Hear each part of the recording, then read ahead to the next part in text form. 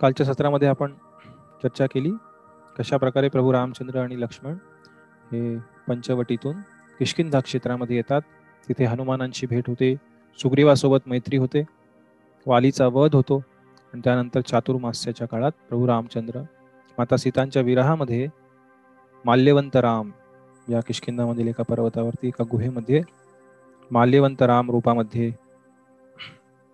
सीतामातेच्या विरहामध्ये 4 महिने हा वेळ काढतात आणि त्यानंतर कशा प्रकारे लक्ष्मण सुग्रीवाला जाऊन त्याच्या कर्तव्याची जाणीव करून देतात आणि त्यानंतर सुग्रीव संपूर्ण जगातील सर्व वानर सेना तिथे बोलवून त्यांना वेगवेगळ्या दिशेने सीतामातेच्या शोधामध्ये पाठवून देतात आणि हनुमान, जांबवान, अंगद, नल, नील आदी दक्षिणेच्या बाजूला येऊन तिथे त्यांची संपाती सोबत भेट होते आणि प्रभू रामचंद्रांनी हनुमंतांना त्यांच्या बोटामधील अंगठी दिली जाते प्रभू रामचंद्रांकडनं, कारण रामचंद्रांची खात्री होती की हनुमंत सीतामातेला शोधून काढतील. त्यानंतर संपातीद्वारे सर्व कथा श्रवण करून संपातीद्वारे मार्गदर्शन झाल्यानंतर सर्व वानरांमध्ये चर्चा होते आणि हनुमंतांना त्यांच्या शक्तीची आठवण करून दिली जाते आणि मग एका पर्वतावर चढून हनुमानजी अतिशय मोठा रूप प्रकट करून अतिशय शक्तिशाली वेगामध्ये त्या पर्वतावरती काही पावलं मागे येऊन त्या पर्वताला खाली दाबून जय श्रीराम घोष करत लंकेच्या दिशेने उड्डाण करतात. इथपर्यंत आपण काल चर्चा केली. आज आपण चर्चा करणार आहोत हनुमानजींची लंका यात्रा आणि लंकेमध्ये हनुमानजी द्वारा सीतामातेचा शोध आणि त्यापुढील काही घटनांची आपण आज चर्चा करणार आहोत.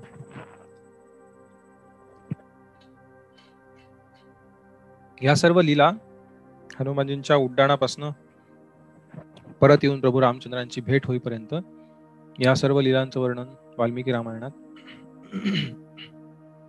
5व्या कांडामध्ये, त्याचं नाव आहे सुंदरकांड, अशा सुंदर कांडामध्ये त्याचं वर्णन करण्यात आलेलं आहे. तर अनेक आचार्य रामायणातील अनेक जे कांड आहेत त्या कांडांना तीच नावं, विशिष्ट नावं का दिली त्याच्याबद्दल टिप्पणी करतात. तर बऱ्याच नावांची गणना त्या क्षेत्रानुसार करण्यात आली. जसं किष्किंधा कांड आहे, अयोध्या कांड आहे, अरण्यकांड आहे, त्या स्थानानुसार. पण सुंदरकांड हे असं एक कांड ज्याचं नाव त्या स्थानानुसार देण्यात आलेलं नाही आहे, तर त्याचं नाव सुंदरकांड देण्यात आलेलं आहे. तर हे सुंदरकांड नाव का आहे, काही आचार्यांनी भाष्य केलेलं आहे. बरेच लोक म्हणतात की सुंदर अशी झेप घेतली, किंवा लंका खूप सुंदर होती, किंवा सुंदर असं कार्य केलं हनुमंतांनी. पण आचार्यांचं भाष्य याच्यावरती असं आहे की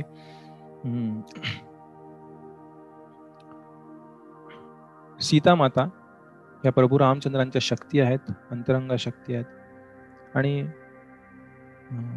आध्यात्मिक प्रेमाचं जे मूळ आहे ते शक्ती आणि शक्तिमान यांच्या प्रेमामध्ये आहे. जसं राधाकृष्ण, सीताराम, लक्ष्मीनारायण हे दिव्य जोड्या आहेत. हे भौतिक जगतातील स्त्री पुरुषाप्रमाणे नाही आहेत, कारण इथले स्त्री पुरुष दोघंही आत्मीय आहेत. यातला कोणीही पुरुष नाही आणि कोणीही शक्ती नाही. आपण भगवंतांचे अंश आहोत, पण भगवंत आणि त्यांच्या अंतरंगा शक्ती यांच्यातलं जे नातं, यांच्यातलं जे प्रेम आहे ते दिव्य स्वरूपात आहे. आणि ह्या प्रेमाचा उत्कट अनुभव जो शास्त्रांमध्ये वर्णिलेला आहे, यामध्ये 2 प्रकारचं नातं आहे भगवंतांचं त्यांच्या शक्तीसोबत. खास करून शृंगार रसामध्ये जे 5 मुख्य रस आहेत, शांतरस, दास्यरस, सख्यरस, वात्सल्यरस आणि शृंगार रस किंवा माधुर्य रस. रामायणामध्ये आपल्याला खास करून दास्यरस खूप पाहायला मिळतो, काही प्रमाणात सख्यरस आणि प्रभू रामचंद्र आणि सीतामाता यांच्या नात्यामध्ये शृंगार रस. कृष्णलीलेमध्ये सुद्धा हे सर्व रस पाहायला मिळतात. पण तिथे वृंदावनातील ज्या गोपी आहेत आणि श्रीकृष्ण यांच्यामधला जो दिव्य संबंध आहे, जे प्रेम आहे, ते अतिशय उत्कट आध्यात्मिक स्तरावरचं प्रेम आहे. ते शृंगार रसामध्ये आहे, माधुर्य रसामध्ये आहे. आणि ते जे प्रेम आहे ते 2 पद्धतीने त्याचा अनुभव केला जातो, भगवंतांद्वारे आणि त्यांच्या भक्तांद्वारे. एक आहे जेव्हा भगवंत आणि त्यांचे भक्त एकत्र आहेत, ज्याला संभोग म्हणतात, म्हणजे ते एकत्र अस्तित्वात आहेत. आणि दुसरा आहे विरह किंवा विप्रलब्ध. तर अशा प्रकारे जो विप्रलंब भाव आहे त्या विप्रलंब भावामध्ये या प्रेमाचा अनुभव हा अतिशय उत्कट स्थितीमध्ये असतो, कारण तिथे भगवंतांच्या विरहामध्ये किंवा भगवंतांना त्यांच्या भक्ताच्या विरहामध्ये सगळीकडे त्यांचे भक्त दिसू लागतात, सगळीकडे त्यांचं अस्तित्व भासू लागतं. आणि हा आध्यात्मिक प्रेमाचा एक उत्कट साक्षात्कार किंवा उत्कट अनुभव आहे, जो समजून घेण्यासाठी सुद्धा आपण फार अपात्र आहोत खूप मोठ्या प्रमाणावर. पण तरी आचार्यांनी त्यांच्या कृपेने आपल्याला या गोष्टी सांगितलेल्या आहेत. तर अशा प्रकारे प्रभू रामचंद्र आणि माता सीता यांच्या दिव्य आध्यात्मिक प्रेमाचा जो विरह भाव आहे, ज्या विरहामध्ये प्रभू रामचंद्र सगळीकडे माता सीतांना पाहत होत्या आणि माता सीता प्रभू रामचंद्रांना पाहत होत्या, त्या दिव्य अशा विरह भावाचा, विप्रलंब भावाचा इथे प्रगटीकरण झालेलं आहे या सुंदर कांडामध्ये. म्हणून या कांडाला सुंदर कांड म्हटलेलं आहे, कारण की दिव्य असा, अतिशय सुंदर असा भगवंत आणि त्यांच्या भक्ताच्या प्रेमाचा आदान प्रदान त्यांच्या विरहामध्ये प्रगट केलेलं या सुंदर कांडामध्ये वर्णन करण्यात आलेलं आहे. हनुमानजी त्या पर्वतावरनं लंकेच्या दिशेने त्यांनी झेप घेतली लंकेला जाण्यासाठी. आणि हनुमानजींची लंका यात्रा ही खूप आपल्या सर्वांना आपल्या जीवनामध्ये उपदेशदायी आहे. खूप सारे शिकवणी आपण या हनुमानजींच्या यात्रेतनं शिकू शकतो. जेव्हा हनुमानजी लंकेच्या दिशेने निघाले, त्यांच्या यात्रेमध्ये, त्यांच्या उड्डाणामध्ये खूप अडथळे आले.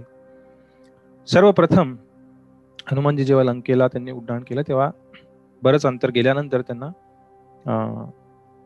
समुद्रदेव जे आहेत, वरुण देव, जलदेवता, त्यांना हनुमानजींबद्दल खूप प्रेम वाटू लागले की किती कष्ट करून हनुमानजींनी हे उड्डाण घेतलेलं आणि ते आता लंकेच्या दिशेने चाललेले आहेत. त्यामुळे वरुण देवांना वाटलं की हनुमानजींना थोडीशी विश्रांती देण्यासाठी आपण काही सोय करावी. आणि वरुण देवांनी समुद्राच्या आतमधून एक मैनाक नावाचा पर्वत आहे, त्याला आदेश दिला की मैनाक, तू समुद्राच्या वरती आहे. आणि तेव्हा मैनाक पर्वत जो पूर्णपणे सोन्याचा बनला होता, तो मैनाक पर्वत समुद्राच्या बाहेर आला. आणि मैनाक पर्वत हनुमानजींना म्हणाला की मला वरुण देवांनी पाठवलेलं इथे, आणि तुम्ही खूप यात्रा करून आलात, तुम्हाला विश्रांती देण्यासाठी इथे मी प्रकट झालेलो आहे. तुम्ही त्यामुळे येऊन थोड्या वेळ माझ्यावरती विश्रांती घ्या. ते सर्व काही सुखसुयेत माझ्या शरीरावरती तिथे तुम्ही त्याचा उपभोग घ्या आणि मग परत तुम्ही इथनं लंकेला जाण्यासाठी प्रयाण करा. पण हनुमानजी अजिबात त्या मैनाक पर्वताच्या बोलण्यावरनं अजिबात तिथे थांबले नाही. पण हनुमानजींनी त्यांच्या विनंतीला मान देऊन ते खाली आले. वरनं उड्डाण घेत असताना मैनाक पर्वतापाशी आले. त्या पर्वतांना हाताने स्पर्श केला, हात डोक्याला लावला, नमस्कार केला त्यांना, आणि तिथनं ते पुढे निघून गेले. मैनाक पर्वतही स्मित हास्य देऊन त्यांनी हनुमानजींचं जी मान सन्मान देण्याची पद्धत ती स्वीकारली आणि तिथनं हनुमान पुढे उडाले. आणि पुढे उडाल्यानंतर वर्णन आहे वाल्मिकी रामायणात, काही अंतर गेल्यानंतरच हनुमानजींच्या समोर एक मोठी एका नागिणीच्या रूपामध्ये एक व्यक्ती, एक स्त्री प्रकट झाली, एका सापाच्या रूपामध्ये. ती सर्पदेवता होती, तिचं नाव होतं सुरसा. आणि ती प्रकट झाली आणि ती म्हणाली की मला वरदान मिळालेलं आहे की माझ्या या जागेतनं जो कोणी यात्रा करेल, जो कोणी इथून पुढे जायचा प्रयत्न करेल, त्याला माझ्या मुखामध्ये प्रवेश करावा लागेल. आणि तिने तिचा मोठा जबडा, समुद्रातनं ती एका अशा नागाप्रमाणे बाहेर आलेली, आणि मोठा जबडा वासून ती म्हणाली की माझ्या जबड्यात प्रवेश केल्याशिवाय कोणी जाऊ शकत नाही. जबड्यात प्रवेश म्हणजे काय? मरण. म्हणजे मी त्याला मारून टाकणार, कुणालाही माझ्या इथनं जाण्याची परवानगी नाहीये, माझ्या जबड्यात प्रवेश केल्याशिवाय कोणी इथून जाऊ शकत नाही. हे असं म्हटल्यानंतर हनुमानजी तिच्यासमोर उभे राहिले आणि हनुमानजींनी खूप मोठं शरीर केलं, त्यांच्या शरीराचा आकार वाढवला. आणि आकार वाढवल्यानंतर जी सुरसा होती तिने सुद्धा तिचा जबडा खूप मोठा केला. आणि त्यानंतर हनुमानजींनी त्यांचा आकार खूप वाढवला, 10 योजन, 20 योजन, 30 योजन, अशा प्रकारे सुरसाने 100 योजन. त्यानंतर हनुमानजींनी खूप मोठा त्यांचा आकार केला. सुरसा अजून तिचं तोंड मोठं करू लागली. तेव्हा एका क्षणात हनुमानजींनी काय केलं, त्यांचा आकार एकदम छोटासा केला आणि ते तेवढ्या मोठ्या जबड्यामध्ये सुरसाच्या आतमध्ये घुसले. तिच्या जबड्यात काही क्षण थांबले आणि लगेच बाहेर आले आणि हात जोडून सुरसासमोर म्हणाले की तुमच्या इच्छेप्रमाणे मी तुमच्या जबड्यात प्रवेश केलेला आहे, त्यामुळे आता तुम्ही मला पुढे जाण्यासाठी परवानगी द्या. तेव्हा सुरसा हनुमानजींवर खूप खुश झाली. म्हणाली, तुमच्या नम्रतेने तुम्ही मला प्रसन्न केलेलं आहे, त्यामुळे मी तुम्हाला काही इथे इजा करू इच्छित नाही. त्यामुळे मला तुम्हाला माझा पूर्ण आशीर्वाद आहे. लंकेत जा, त्या रावणाला चांगला धडा शिकवा आणि त्याचा निपात घडवून आणा. अशा प्रकारे सुरसेनं हनुमानजींना आशीर्वाद दिला आणि तिथनं हनुमानजी पुढच्या प्रवासाला निघाले. आणि पुढे गेल्यानंतर तिसरा अडथळा हनुमानजींच्या वाटेत आला, तो म्हणजे एक महाभयंकर राक्षसी. हनुमानजी समुद्राच्या बऱ्याच वरून उड्डाण घेत होते आणि ही राक्षसी समुद्राच्या पाण्यामध्ये होती. आणि या राक्षसीकडं एक अतिशय दिव्य शक्ती होती. तिचं नाव होतं सिंहिका. आणि तिच्याकडे शक्ती होती की एखाद्या व्यक्तीच्या सावलीला पकडून त्या व्यक्तीवरती नियंत्रण करू शकत होती ती राक्षसी. तेव्हा हनुमानजी जेव्हा वरून उड्डाण घेत होते तेव्हा सिंहिकेने हनुमानजींची जी सावली समुद्राच्या पाण्यावर पडली होती त्या सावलीला धरलं. आणि त्या सावलीला धरल्यानंतर हनुमानजींना समजेना की गाडी रस्त्यात जशी गेअरमध्ये अडकते तशी हनुमानजी पुढेच जात नव्हते. हनुमानजी थांबले, त्यांना समजेना होतंय काय. त्यांनी खाली वाकून पाहिलं तेव्हा सिंहिका ही भयानक राक्षसी तिथे होती. तिने हनुमानजींना युद्धासाठी पाचारण केलं आणि ती हनुमानजींवरती आक्रमण करू लागली आणि मोठा जबडा वासून हनुमानजींना खाण्यासाठी त्यांच्या समोर आली. तेव्हा हनुमानजींनी छोटं रूप घेतलं आणि त्या सिंहिकेच्या तोंडात शिरले. हनुमानजी आत गेले, तिच्या शरीरात गेले, तिच्या गळ्यामधनं तिच्या छातीमध्ये गेले, हृदयापाशी गेले आणि हनुमानजींनी त्यांच्या नखांनी त्या सिंहिकेचं हृदय फाडून परत हनुमानजी तिच्या शरीरातनं बाहेर आले आणि अतिशय वेदनेने विव्हळत रक्त ओकत ती सिंहिका समुद्रामध्ये पडली, पाण्यामध्ये, आणि तिचा अंत झाला. त्यानंतर हनुमानजी परत लंकेच्या दिशेने उड्डाण घेतलं आणि लंकेपाशी हनुमानजी पोहोचले, खाली उतरले आणि एका छोट्याशा वानराचं रूप घेऊन पाहणी करू लागले. सर्व लंका मोठ्या अशा भिंतींनी बंद होती आणि तिथे एक मोठा दरवाजा होता लंकेचा. आणि त्या दरवाजाबाहेर एक लंकिणी नावाची एक राक्षसी तिथे पहारा देत होती लंकेच्या दरवाजावरती. लंकेच्या मुख्य जो प्रवेश होता, प्रवेशद्वारापाशी. तेव्हा हनुमानजींना तिनं पाहिलं आणि ती म्हणाली की काय करायचं. म्हटलं नाही, काही नाही, मी असंच लंका बघायला आलेलो आहे, मला लंका बघायची, कशी आहे लंका, काय आहे. तेव्हा लंकिनी म्हणाली, माझ्या परवानगी शिवाय कोणी लंकेत प्रवेश करू शकत नाही आणि मी तुमची परवानगी नाकारते. तुम्ही तू आत नाही जाऊ शकत. अशा प्रकारे अतिशय उद्धटपणे ती हनुमानजींशी बोलू लागली. आणि तेव्हा हनुमानजी म्हणाले, मला आत जायचंय. तेव्हा त्या लंकिणीने तिच्या उजव्या हाताने हनुमानजींवर एक प्रहार केला. तो प्रहार झाल्यानंतर हनुमानजी एवढे चिडले. हनुमानजींनी त्यांच्या डाव्या हाताने खूप कमी शक्तीने, की समोरची स्त्री आहे, स्त्रीवरती आक्रमण नाही केलं पाहिजे, तिने फक्त मला मारलेलं आहे, तिने मला जीव घ्यायचा प्रयत्न नाही केला. सिंहिकेचा वध केला होता हनुमानजींनी जेव्हा तिने त्यांच्या सेवेमध्ये बाधा आणली आणि त्यांना मारायचा प्रयत्न केला, पण ही फक्त अडथळा करते, ही मारत नाहीये. त्यामुळे हनुमानजींनी त्यांना जीवे नाही मारले. डाव्या हाताने फारशा शक्तीचा वापर न करता हनुमानजींनी थोडक्यात त्या सिंहिकेला एक चापट मारली जोरात. ती थोडक्यात मारलेली चापट इथे एवढी जोरात लागली सिंहिकेला, ती अशी जोरात खाली आपटली आणि तिला सहन नाही झालं तो मार हनुमानजींचा. आणि ती तिला उलटी झाली रक्ताची, नाकातनं रक्त होऊ लागलं आणि ती कशी बशी उभं राहिली बेशुद्ध होऊन आणि म्हणायला लागली, माफ करा, माफ करा, तुम्ही लंकेत जाऊ शकता, मी तुम्हाला नाही थांबवणार.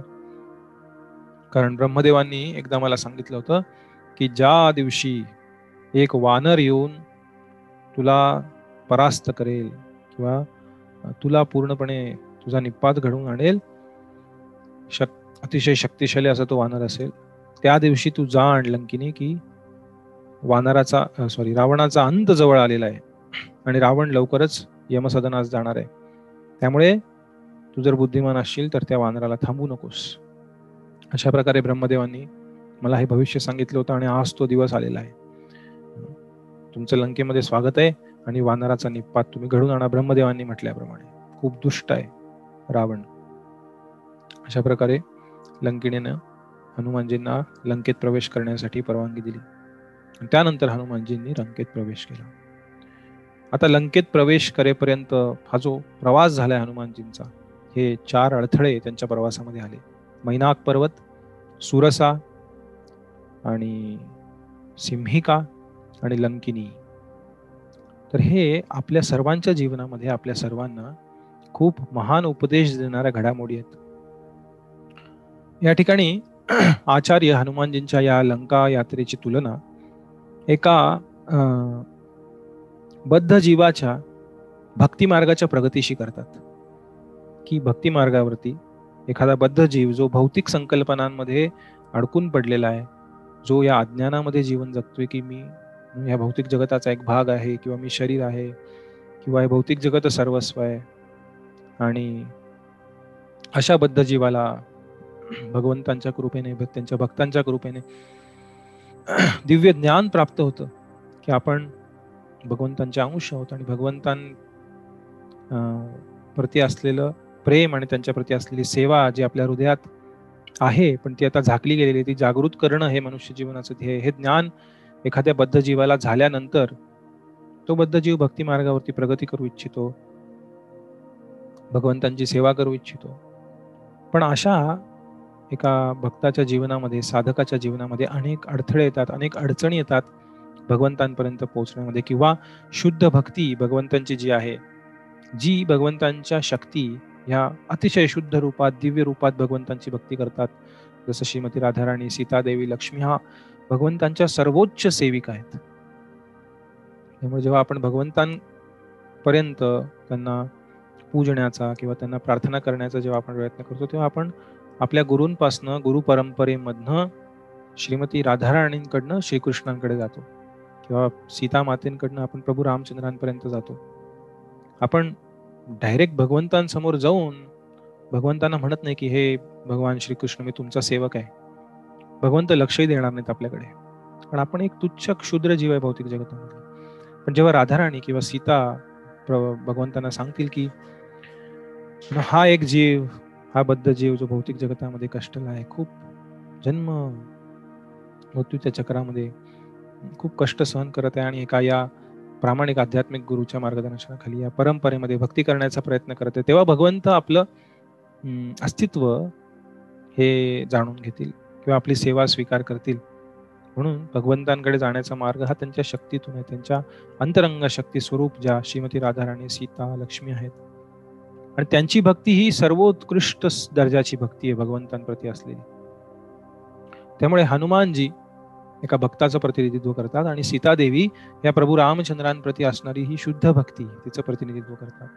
तर एका भक्ताला त्या शुद्ध भक्तीचा जर आसरा घ्यायचा असेल, कारण आपली भक्ती आता शुद्ध नाही आहे, आपली भक्ती ही भौतिक वासनांद्वारे मलिन झालेली आहे. भक्ती मलिन होत नाही, आपली भावना मलिन झालेली आहे. भक्ती शुद्धच आहे, त्या शुद्ध भक्तीला आपण ऍक्सेस करू शकत नाही, त्याला आपण आपल्या जीवनामध्ये पालन करू शकत नाही. हा जो प्रवास आहे एका साधना भक्ताचा शुद्ध भक्तीप्रती भगवंतांच्या, तो प्रवास म्हणजे हनुमंतांची ही जी यात्रा आहे, लंका यात्रा, ती त्याला संबोधित करते किंवा त्याचं प्रतिनिधित्व करते. तर अशा एका साधकाच्या, एका भक्ताच्या भक्ती मार्गावरील पहिला अडथळा हनुमानजींच्या मार्गात आला, तो मैनाक पर्वत.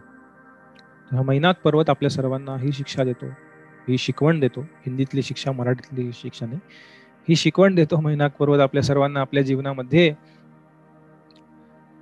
की आपण जेव्हा भक्ती मार्गावरती प्रगती करण्याचा प्रयत्न करू, जप करण्याचा, गीता, भागवत श्रवण, पठण करण्याचा, भगवंतांची सेवा, अर्चना करण्याचा, तेव्हा आपल्या जीवनामध्ये काही अडथळे येतील. त्यातला पहिला अडथळा म्हणजे मैनाक पर्वत, जे या भौतिक जगतातील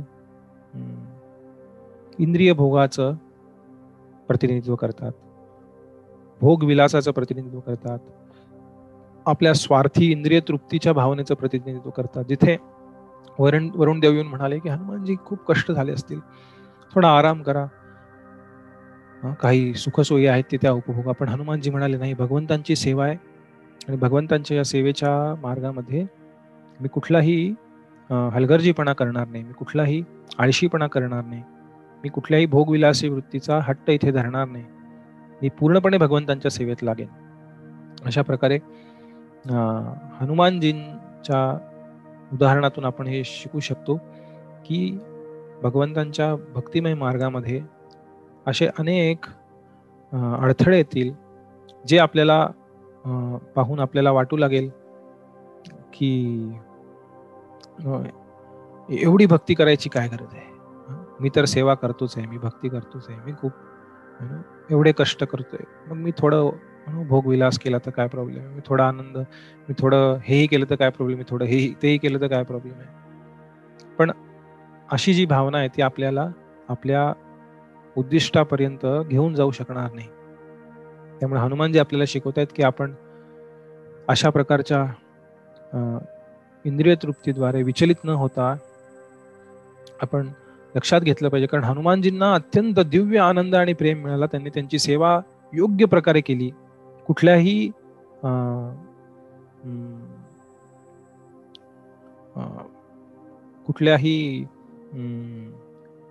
प्रलोभनांनी विचलित न होता त्यांनी त्यांची सेवा केल्यामुळं प्रभू रामचंद्रांचा केवढा मोठा आशीर्वाद, केवढं प्रेम. प्रभू रामचंद्र हनुमानजी परत आल्यानंतर म्हणाले, माझ्याकडे तुम्हाला देण्यासाठी काही नाही आहे. आणि प्रभू रामचंद्रांनी हनुमंतांना मिठी मारली आणि मिठी मारल्यानंतर कानात हनुमंतांच्या म्हणाले, ह्याच्या पलीकडे मी तुम्हाला काही देऊ शकत नाही. साक्षात प्रभू रामचंद्र जे आनंद स्वरूप आहेत, रमयती इति राम, दिव्य आध्यात्मिक मर्यादा पुरुषोत्तम साक्षात भगवान श्री रामचंद्र जर तुम्हाला मिठी मारत असतील तर त्याहून मोठी भेट, मोठा आनंद, मोठं सुख दुसरं काय असू शकेल. या भौतिक जगातील इंद्रिय तृप्तीच्या गोष्टी, भोगविलासाच्या गोष्टी या सर्वांसमोर तुच्छ आहेत अतिशय. यांची किंमतही नाही या दिव्य आनंदासमोर जे हनुमानजींना प्राप्त झाले. तर हे हा पहिला अडथळा हनुमानजींच्या मार्गामधला की आपल्या भक्ती मार्गामध्ये शिथिलता येणे किंवा आपल्या भक्ती मार्गामध्ये एक प्रकारचा आळशीपणा येणे, हलगर्जीपणा येणे, ज्याद्वारे आपली भक्ती मार्गावरची प्रगती खंडित होऊ शकते. त्यामुळे जिथे आपल्याला काही प्राप्त करायचं आहे तिथे कष्ट करण्याची गरज आहे, तिथे तपस्या करण्याची गरज आहे, तिथे आपल्या इंद्रियांना संयमित करण्याची गरज आहे. भौतिक गोष्टींच्या प्राप्तीसाठी सुद्धा अनेक लोक खूप कष्ट करतात, इंद्रिय संयमन करतात, तपस्या करतात. मग जर आपलं उद्दिष्ट जर आध्यात्मिक असेल, या भौतिक जगताच्या पलीकडे असेल, भगवंतांना प्राप्त करणं असेल, तर त्या मार्गावरती हनुमंतांचं अनुकरण आपण करू शकणार नाही, पण अनुसरण करून आपण कमीत कमी शास्त्रांमध्ये दिलेले 4 नियम पालन करणे, हरे कृष्ण महामंत्राचा नियमित जप करणे, या प्रकारे काही तपस्या जी आपल्याला कदाचित करताना दुःख होईल, थोडं तात्पुरतं नको वाटेल, आळशीपणा येईल, प्रोक्रास्टिनेशन, पुढे ढकलण्याची वृत्ती आहे की आहे ना, सीतेला शोधायलाच चाललोय, थोडा आराम करून जाऊ. पण हनुमंत म्हणाले नाही, एकेह कुरुनंदन व्यवसायात्मिका बुद्धी, एकेह कुरुनंदन बहुशाखा हि अनंताश्च बुद्धयो अव्यवसायिना. भगवद्गीतेत भगवान श्रीकृष्ण सांगतात की एकेह कुरुनंदन व्यवसायात्मिका बुद्धी, ज्याला खरंच भगवंतांना प्राप्त करायचंय, ज्याला खरंच काही प्राप्त करायचंय जीवनामध्ये, तर एकेह कुरुनंदन व्यवसायात्मिका बुद्धी, आपली बुद्धी ही फोकस्ड पाहिजे, एकाग्र हवी आहे. हे आपल्याला हनुमंत शिकवतात की कुठल्याही प्रलोभनाने आपण विचलित होऊन गेलं नाही पाहिजे. कारण संपूर्ण जग या प्रलोभनांनाच दाखवते आपल्याला. जसं मैनाक पर्वत त्यांना दाखवत होता सोनं, आणि सोनं हे उपभोगाचं सर्वोच्च प्रतीक आहे. जसं हिरण्यकशिपू होता, हिरण्य म्हणजे सोनं, सोन्याप्रती अतिशय आसक्त होता. रावण, सोन्याची लंका, सोन्याप्रती आसक्त होता. तर सोनं किंवा धन किंवा जे समृद्धी आहे भौतिक जगतातली, ती अशा प्रकारची प्रलोभनं, आणि आजकालच्या जगात तर अजून या समाज माध्यमांद्वारे, इंटरनेटद्वारे इतकी प्रलोभनं दाखवली जातात आणि अशी प्रॉमिस केले जातात तुम्हाला की तुम्हाला हे प्राप्त झालं तर तुम्ही खूप सुखी व्हाल. पण बऱ्याच वेळा आपण पाहतो भौतिक संसाधनं किंवा भौतिक अवाप्ते जे आहेत, काही प्राप्त करण्याची इच्छा, तर बऱ्याच वेळा व्यक्तीला असं वाटत असतं की ही वस्तू किंवा ही व्यक्ती किंवा असं माझ्या मनासारखं झालं म्हणजे मी खूप सुखी होईल. तसं झाल्यानंतर सुद्धा व्यक्ती सुखी होत नाही. एक आमचे भक्त मजेत म्हणतात की एक मुलगा म्हणाला की ह्या मुलीशी माझं लग्न नाही करून दिलं तर मी आत्महत्या करेन. त्याला वाटत होतं ही मुलगी किती सुंदर आहे, किती आकर्षक आहे, ह्या मुलीशी माझं लग्न झालं तर मी खूप सुखी होईन जीवनामध्ये. पण काही कारणाने घरच्यांना वगैरे ते मान्य होते, ह्या मुलीशी लग्न नाही झालं तर मी आत्महत्या करेन वगैरे वगैरे वगैरे वगैरे. आणि नंतर समजलं की त्या मुलीशी लग्न झालं म्हणून त्याने आत्महत्येचा प्रयत्न केला. तर ही भौतिक सुखाची परिस्थिती आहे की एखादी गोष्ट मला हवी. एक जोक सांगतात आमचे एक भक्त, ते म्हणतात एका वेड्याच्या इस्पितळात एक व्यक्ती गेला आणि त्याने पाहिलं पहिल्या कारागृहातला वेडा आहे.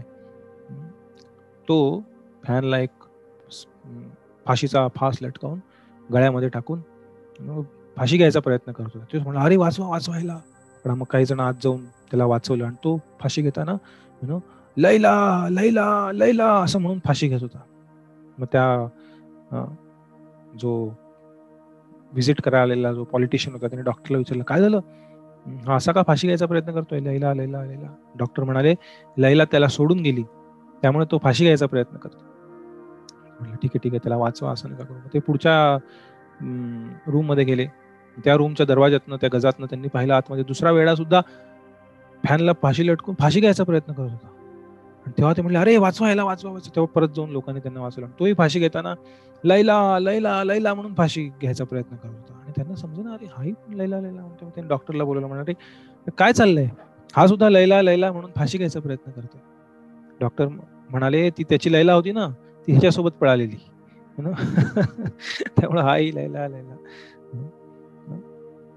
जोक सपाट, विनोद बाजूला, पण जेव्हा व्यक्ती भौतिक भोगाप्रती वेडा होतो, भले ते पुरुषाचं स्त्रिया प्रति आकर्षण असो किंवा स्त्रीचं पुरुषाप्रती आकर्षण असो किंवा एखादी गोष्ट प्राप्त करण्याची इच्छा असो किंवा एखाद्याला वाटतं असा बंगला माझा बनला म्हणजे मी आनंदी होईल किंवा असं घर बनलं म्हणजे मी आनंदी होईल, माझ्याकडे एक 10 करोडचा बँक बॅलन्स झाला म्हणजे मी मग एकदम सुरक्षित होईल या जगामध्ये आणि मग मी छान प्रकारे भक्ती वगैरे सर्व काही करू शकेल माझ्या जीवनामध्ये. पण या भौतिक जगाची निर्मिती अशा प्रकारे झालेली आहे की ज्याला म्हणतात दिल्ली का लड्डू, खाए वो पछताए ना खाए वो पछताए, the grass is green on the other side. आपल्याला वाटत राहतं तो व्यक्ती किती सुखी आहे त्याच्या जीवनामध्ये, त्याच्याकडे बघा किती मोठं घर आहे, माझ्याकडे फक्त 2 BHK फ्लॅट आहे. त्यामुळे भौतिक अवाप्ती जी आहे, भौतिक प्राप्ती जी आहे, ती नेहमी प्रत्येक व्यक्तीला या जगामध्ये ही अशा प्रकारे भ्रमात टाकत असते, प्रलोभित करत असते. आणि त्याला वाटत असते की हे अजून भौतिक माझ्याकडे एवढं आलं ना की मग मात्र मी सुखी होईन खूप, हे प्राप्त झालं म्हणजे मी सुखी होईन, ते प्राप्त झालं म्हणजे मी सुखी होईन. पण भौतिक प्रकृती अशी आहे जी कितीही गोष्टी प्राप्त केल्या तरी त्या आत्म्याला प्रसन्न करू शकत नाहीत. कारण या सर्व गोष्टी भौतिक आहेत, शरीराशी संबंधित आहेत, भौतिक प्रकृतीशी संबंधित आहेत आणि आत्मा हा दिव्य आहे, भगवंतांचा अंश आहे. आत्म्याचा आनंद आध्यात्मिक आहे. आत्मा स्वतः आध्यात्मिक आहे, भौतिक गोष्टींनी तो प्रसन्न होऊ शकत नाही. जसं माशाला पाण्याबाहेर काढलं आणि तुम्ही त्याला कितीही गोष्टी दिल्या उपभोगण्यासाठी, त्याला तुम्ही आयफोनचा स्मार्टफोन द्या, त्याला तुम्ही सर्वात महागडं जे काही अन्न आहे 5 स्टार 7 स्टार हॉटेलमधलं ते द्या खायला, त्याला तुम्ही दारू प्यायला द्या, त्याला तुम्ही सिगरेट द्या, ज्या काही चैनीच्या गोष्टी म्हणून लोक समजतात, त्याला तुम्ही मोठ्या एखाद्या थिएटरमध्ये घेऊन जा टीव्ही पाहण्यासाठी, पिक्चर पाहण्यासाठी, तुम्ही सर्व सुखसोयी द्या त्या माशाला. आणि ह्या सर्व सुखसोयी देऊन सुद्धा तो मासा खुश होणार नाही, तो मासा तडफडत राहणार. कारण त्या माशाचा आनंद हा पाण्यामध्ये राहण्यामध्ये आहे. त्याचप्रमाणे जेव्हा जीवात्मा भगवंतांना विसरतो तेव्हा भौतिक स्तरावरती कितीही सुविधा द्या, कितीही सोयी द्या, तो जीवात्मा त्यामध्ये आनंदी होऊ शकणार नाही. तो त्याच्या हृदयामधला जो शोक मोह भयरूपी अग्नी आहे तो प्रज्वलित राहणार आणि तो कष्ट सोसत राहणार जोपर्यंत त्याचं परत भगवंतांशी मिलन होत नाही. कारण भगवंत हे राम आहेत, रममाण करणारे जीवांना. त्यांच्याकडे तो दिव्य आनंद आहे ज्याच्या शोधामध्ये सर्व जीव या भौतिक जगतामध्ये आहेत. त्यांना वाटतं की ही व्यक्ती मला तो आनंद देईल, ही वस्तू मला तो आनंद देईल. आपण शोधात आहोत त्या दिव्य आनंदाच्या. पण ह्या जगातली कुठली गोष्ट किंवा व्यक्ती भौतिक स्तरावरती तो आनंद आपल्याला देऊ शकणार नाही. आणि त्यामुळं या भौतिक प्रलोभनांना, जे मैनाक पर्वत ज्याचं प्रतिनिधित्व करतो, जो सोन्याचा बनला होता, हे भौतिक इच्छांना अंत नाहीये. त्याचा अर्थ एक्स्ट्रीम मध्ये जाऊन एखाद्याने असा नाही घ्यावा की सगळ्यांनी संन्यासी बनलं पाहिजे, सगळ्यांनी आपल्या जीवनात कर्तव्य नाही केली पाहिजे. हा दुसरा एक एक्स्ट्रीम अर्थ झाला. तसंही जगणारे लोक आहेत, ज्यांना ते शक्य, ज्यांना तशी इच्छा आहे त्यांनी तसं करावं. पण तसं काही शास्त्रांमध्ये बंधन नाहीये कुणावरती. मुख्य हे आहे की भगवंतांना नाही विसरलं पाहिजे. तुम्ही कुठल्याही आश्रमात असा, ब्रह्मचारी, गृहस्थ, वानप्रस्थ, संन्यास, भगवंत हा केंद्रबिंदू पाहिजे. आणि खास करून गृहस्थांसाठी हे शास्त्रांमध्ये खूप उपदेश केले जातात. कारण आपल्या शास्त्रांमध्ये 3 आश्रमांपैकी एकाच आश्रमामध्ये आसक्तीला थोड्या अंशी परवानगी आहे, ते म्हणजे गृहस्थ आश्रम. ब्रह्मचारी आश्रमामध्ये आसक्तीसाठी काही परवानगी नाहीये. तुम्हाला गुरुच्या आदेशानुसार गुरुच्या आश्रमामध्ये जीवन व्यतीत करायचंय. वानप्रस्थ आश्रमामध्ये व्यक्ती घर सोडून वनामध्ये प्रवेश करतो. आजकाल वानप्रस्थ म्हणतात, तो वानप्रस्थ नाही, लोक घरातच असतात. आता आम्ही वानप्रस्थ आश्रमामध्ये. आणि काय करतो? 4 तास टीव्ही बघतो, 2 तास न्यूजपेपर वाचतो, 1 तास कुत्र्याला फिरून आणतो आणि 3 तास नातवंडांशी खेळतो. हा वानप्रस्थ आश्रम नाही आहे. This is retired life. This is not वानप्रस्थ. वानप्रस्थ मीन्स त्याच्या शब्दामध्येच अर्थ आहे. वानप्रस्थ, प्रस्थ म्हणजे प्रस्थान करणे, आणि वान म्हणजे वनामध्ये. वनामध्ये प्रस्थान करणे म्हणजे वानप्रस्थ. आता वनामध्ये प्रस्थान करणं हे त्याच्या शब्दशः अर्थानुसार शक्य नाही, पण त्याचा मागचा उद्देश जाणून घेतला पाहिजे. वनामध्ये प्रस्थान कशासाठी करायचंय? तर जास्तीत जास्त भगवंतांची भक्ती करण्यासाठी. की आता आयुष्याचा अर्ध्याहून जास्त काळ सरलेला आहे, माझ्याकडे कमी वेळ आहे, आणि ह्या कमी वेळामध्ये जास्तीत जास्त भगवंतांची भक्ती करून, भौतिक आसक्ती जास्तीत जास्त कमी करून, माझ्या पुढच्या डेस्टिनेशनकडे, भगवंतांच्या धामाकडे प्रगती करण्यासाठी तो वानप्रस्थ आश्रम बनवलेला आहे. म्हणून वानप्रस्थ आश्रमामध्ये सुद्धा विरक्तीबद्दल जास्त चर्चा आहे. म्हणून विदुरजी येऊन सर्व तीर्थयात्रा करून धृतराष्ट्रांना खूप झाडतात श्रीमद भागवतामध्ये. आपण त्याची चर्चा करणार आहोत पुढे. खूप विदुरजी धृतराष्ट्राला पूर्ण लेफ्ट राईट पूर्णपणे त्याची अपमान करून त्याला सुनावतात की म्हणजे काय तू एवढा म्हातारा झाला तरी तुझी आसक्ती जात नाही घराप्रतीची, त्या भीमानं फेकलेल्या भाकरीच्या तुकड्यावर जीवन जगतोयस. विदुरजी त्यांच्या मोठ्या भावाला धृतराष्ट्राला सांगतायत. तेव्हा धृतराष्ट्र त्याच्या हृदयात विरक्ती उत्पन्न होऊन तिथनं बाहेर पडला घरात. तर ह्याला वानप्रस्थ नाही म्हणत, ही आसक्ती आहे, हे वानप्रस्थ नाही आहे. म्हणून प्रभुपाद म्हणाले ठीक आहे, कलियुगामध्ये, आधुनिक युगामध्ये वनामध्ये जाणं शक्य नाही आहे, पण तुम्ही तुमच्या भौतिक क्रिया कमी करा. मंदिरापाशी आम्ही सर्व जगभर मंदिरं उभारलेली, जिथे अनेक प्रकारच्या सेवा आहेत भक्तांसाठी. जिथे येऊन तुम्ही भक्तांसोबत राहा, मंदिराच्या जवळ एखाद्या घरामध्ये राहा, जिथे तुम्हाला भगवंतांच्या सेवा उपलब्ध होतील. भगवंतांच्या भक्तांसोबत सकाळी मंगल आरती, तिथे कीर्तन, जपासाठी सुविधा आहे. त्यानंतर रोज श्रीमद भागवताचा क्लास होतो, संध्याकाळी आरती होते, भगवद्गीतेचा क्लास होतो. अशा प्रकारे सुविधा निर्माण करण्यात आलेली आहे. शहरांमध्ये एक वानप्रस्थ आश्रम तयार करण्यात आले, आणि इथे आपल्या मंदिरामध्ये अनेक जे वानप्रस्थ आहेत, असे 60, 65, 70च्या पुढचे अनेक भक्त आहेत, जे त्यांच्या आयुष्यातनं रिटायर झालेत आणि मंदिराच्या जवळपास त्यांनी छोटंसं 1 BHK घर वगैरे घेऊन इथे येऊन भगवंतांच्या सेवेत जास्तीत जास्त त्यांचा वेळ व्यतीत करतायत. हा झाला वानप्रस्थ आश्रम. आणि चौथा संन्यास, तिथे तर भौतिक आसक्तीला कुठेही वाव नाहीये. वानप्रस्थ आश्रमात सुद्धा असं सांगितलंय की स्त्री पुरुष एकत्र राहू शकतात. वानप्रस्थ आश्रमामध्ये सुद्धा वेगवेगळे प्रकार आहेत, 4-5 प्रकारचे, पण ते दोघं मिळून पती पत्नी पूर्ण वेळ भगवंतांच्या सेवेसाठी त्यांच्या सर्व कर्तव्यांचं पालन करून झाल्यानंतर देऊ शकतात. तर अशा प्रकारे 4 पैकी 3 आश्रम हे विरक्ती शिकवतात, ब्रह्मचारी, वानप्रस्थ आणि संन्यास. पण एका आश्रमामध्ये 1/4 जीवनामध्ये आसक्तीसाठी थोडीशी एक मोकळीक दिलेली, जिथे तुम्ही तुमच्या ज्या इच्छा असतील त्या पूर्ण करण्यासाठी, त्याच सोबत भगवंतांची सेवा करत करत त्या इच्छा पूर्ण नाही होणार कधीही. त्या इच्छा व्यक्त करत भगवंतांची सेवा करत करत त्या इच्छा विरून जातील. भगवंतांची सेवा करण्याची इच्छा वाढत जाईल. ही वैदिक संस्कृती आहे. तर अशा प्रकारे शास्त्रांमध्ये उपदेश करण्यात आलेले आहेत की या वर्णाश्रम सिस्टीमचं पालन करून आपण जास्तीत जास्त भगवंतांची भक्ती करू शकू आणि या तथाकथित सुख प्रदान करणाऱ्या, आनंद प्रदान करणारा जो प्रोपागंडा आजकाल चालू आहे की ह्यामध्ये तुम्ही सुख घेऊ शकाल, या झगमगाटामध्ये खूप आनंद आहे, पण तो तुम्हाला बाहेर दृष्टिकोनातून दिसतोय. आतनं ते व्यक्तीचं हृदय जळतंय.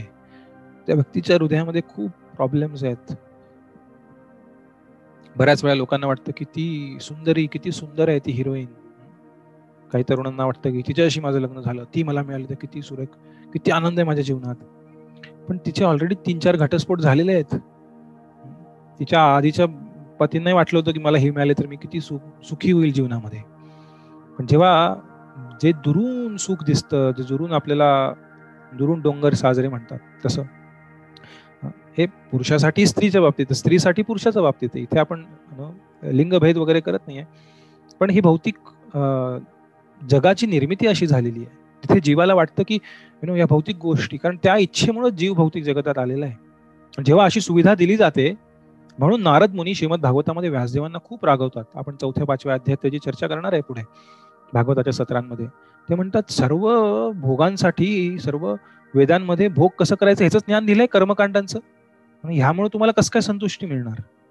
नारद मुनी व्यासदेवांना चांगली एका प्रकारे त्यांचा कानउघाडणी करतात. म्हणतात की हे चुकीचं केलेलं आहे. सर्व वेदांमध्ये अनेक ठिकाणी दिलेलं आहे कर्मकांडाची पद्धती दिली, कशा प्रकारे तुम्ही सुख प्राप्त करू शकाल, कशा प्रकारे इंद्रिय भोग करू शकाल, कशा प्रकारे हे प्राप्त. त्यामुळे नारद मुनी अतिशय दुःखी झालेले ना व्यासदेवांचा अशा प्रकारे इतर सर्व कर्मकांडी गोष्टी दिलेल्या पाहून. तेव्हा नारद मुनी त्यांना उपदेश केला की एक अमल पुराण लिहा, जिथे कुठेही भौतिक भोग विलासासाठी मार्ग नाही दिलेला, जिथे शुद्ध भक्ती दिलेली आहे, आत्म्याचं खरं स्वरूप जाणण्याची, भगवंतांपर्यंत जाण्याचा मार्ग दिलेला आहे. तेव्हा व्यासदेवांनी श्रीमद भागवत लिहिलेले.